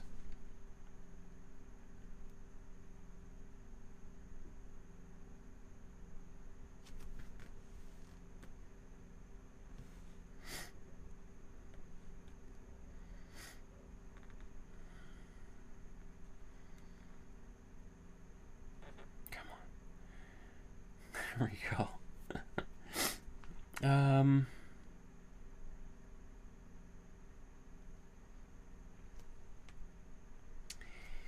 Yeah, again, I think that color is, you know, darker than it could be. It could be a bit more transparent. We could have a bit more of the Imprimatura coming through, but I put on quite a, or my daughter and I put a big, pretty thick layer of that, so that's why it appears so much darker and less transparent. Same thing up there, where it's to be a little bit more transparent. You know, as I look at it now, I see like she's painting right outside the lines there, which gives us a sense of how fast she's painting. It wouldn't surprise me if she did this whole painting in half an hour, maybe. Obviously, our version has taken much longer than that.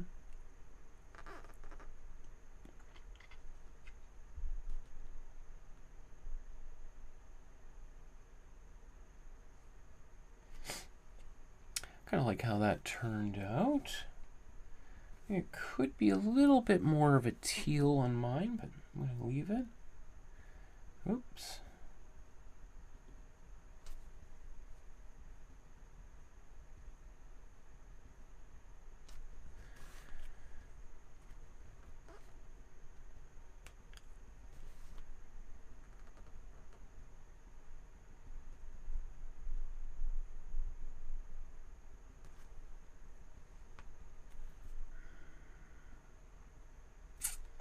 And then we'll just come back to the island in the middle.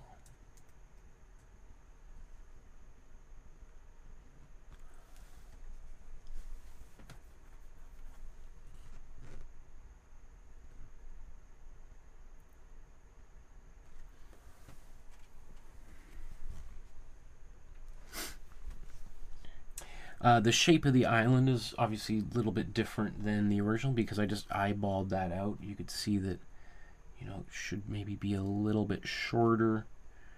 There's some differences in and around here where it's maybe higher. And I also added this little bit of a crack in there, like as if this part of the island is just a little bit in front of this one, because after all, it's not one big flat shape in the middle of the water.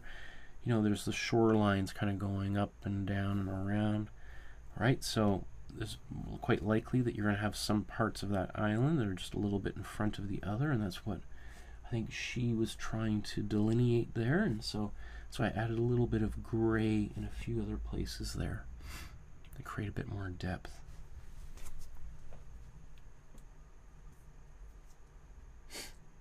I think it says 5 by 2.5. That is a pretty small little canvas. My goodness. Oops. Okay, one last.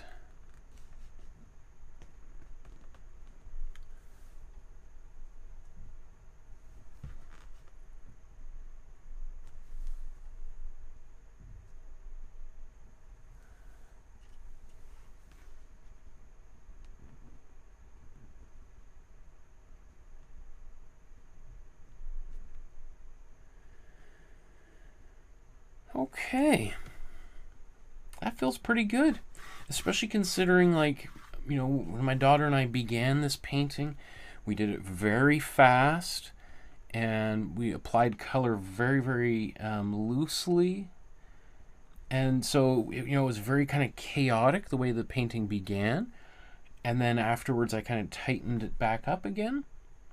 I would say probably Münter herself probably would have been very happy seeing kind of the energy that was in the initial stages of this painting when I was painting it with my daughter, because after all, She was, Gabriele Münter was one of the founders of German Expressionism. All right, so that the energy and the excitement of just smearing paint around would have made her very pleased. Okay, everybody. Well, thank you once again for painting along with me, for joining my daughter and I on this episode. It makes me really happy to feature one of the greatest female artists of all time and to have my young daughter helping to assist in the creation of this painting. So thank you all again for painting along. Well, there's a couple of ideas I have for next week's episode. I know we're due for another drawing episode, so maybe that's what we'll do next week. Until then, thank you, everyone. We'll see you again very soon. Have a wonderful evening, morning, noon, wherever you happen to be on our beautiful planet. Take care. We'll see you in the flip side, on the other side, wherever. We'll see you there. Bye-bye.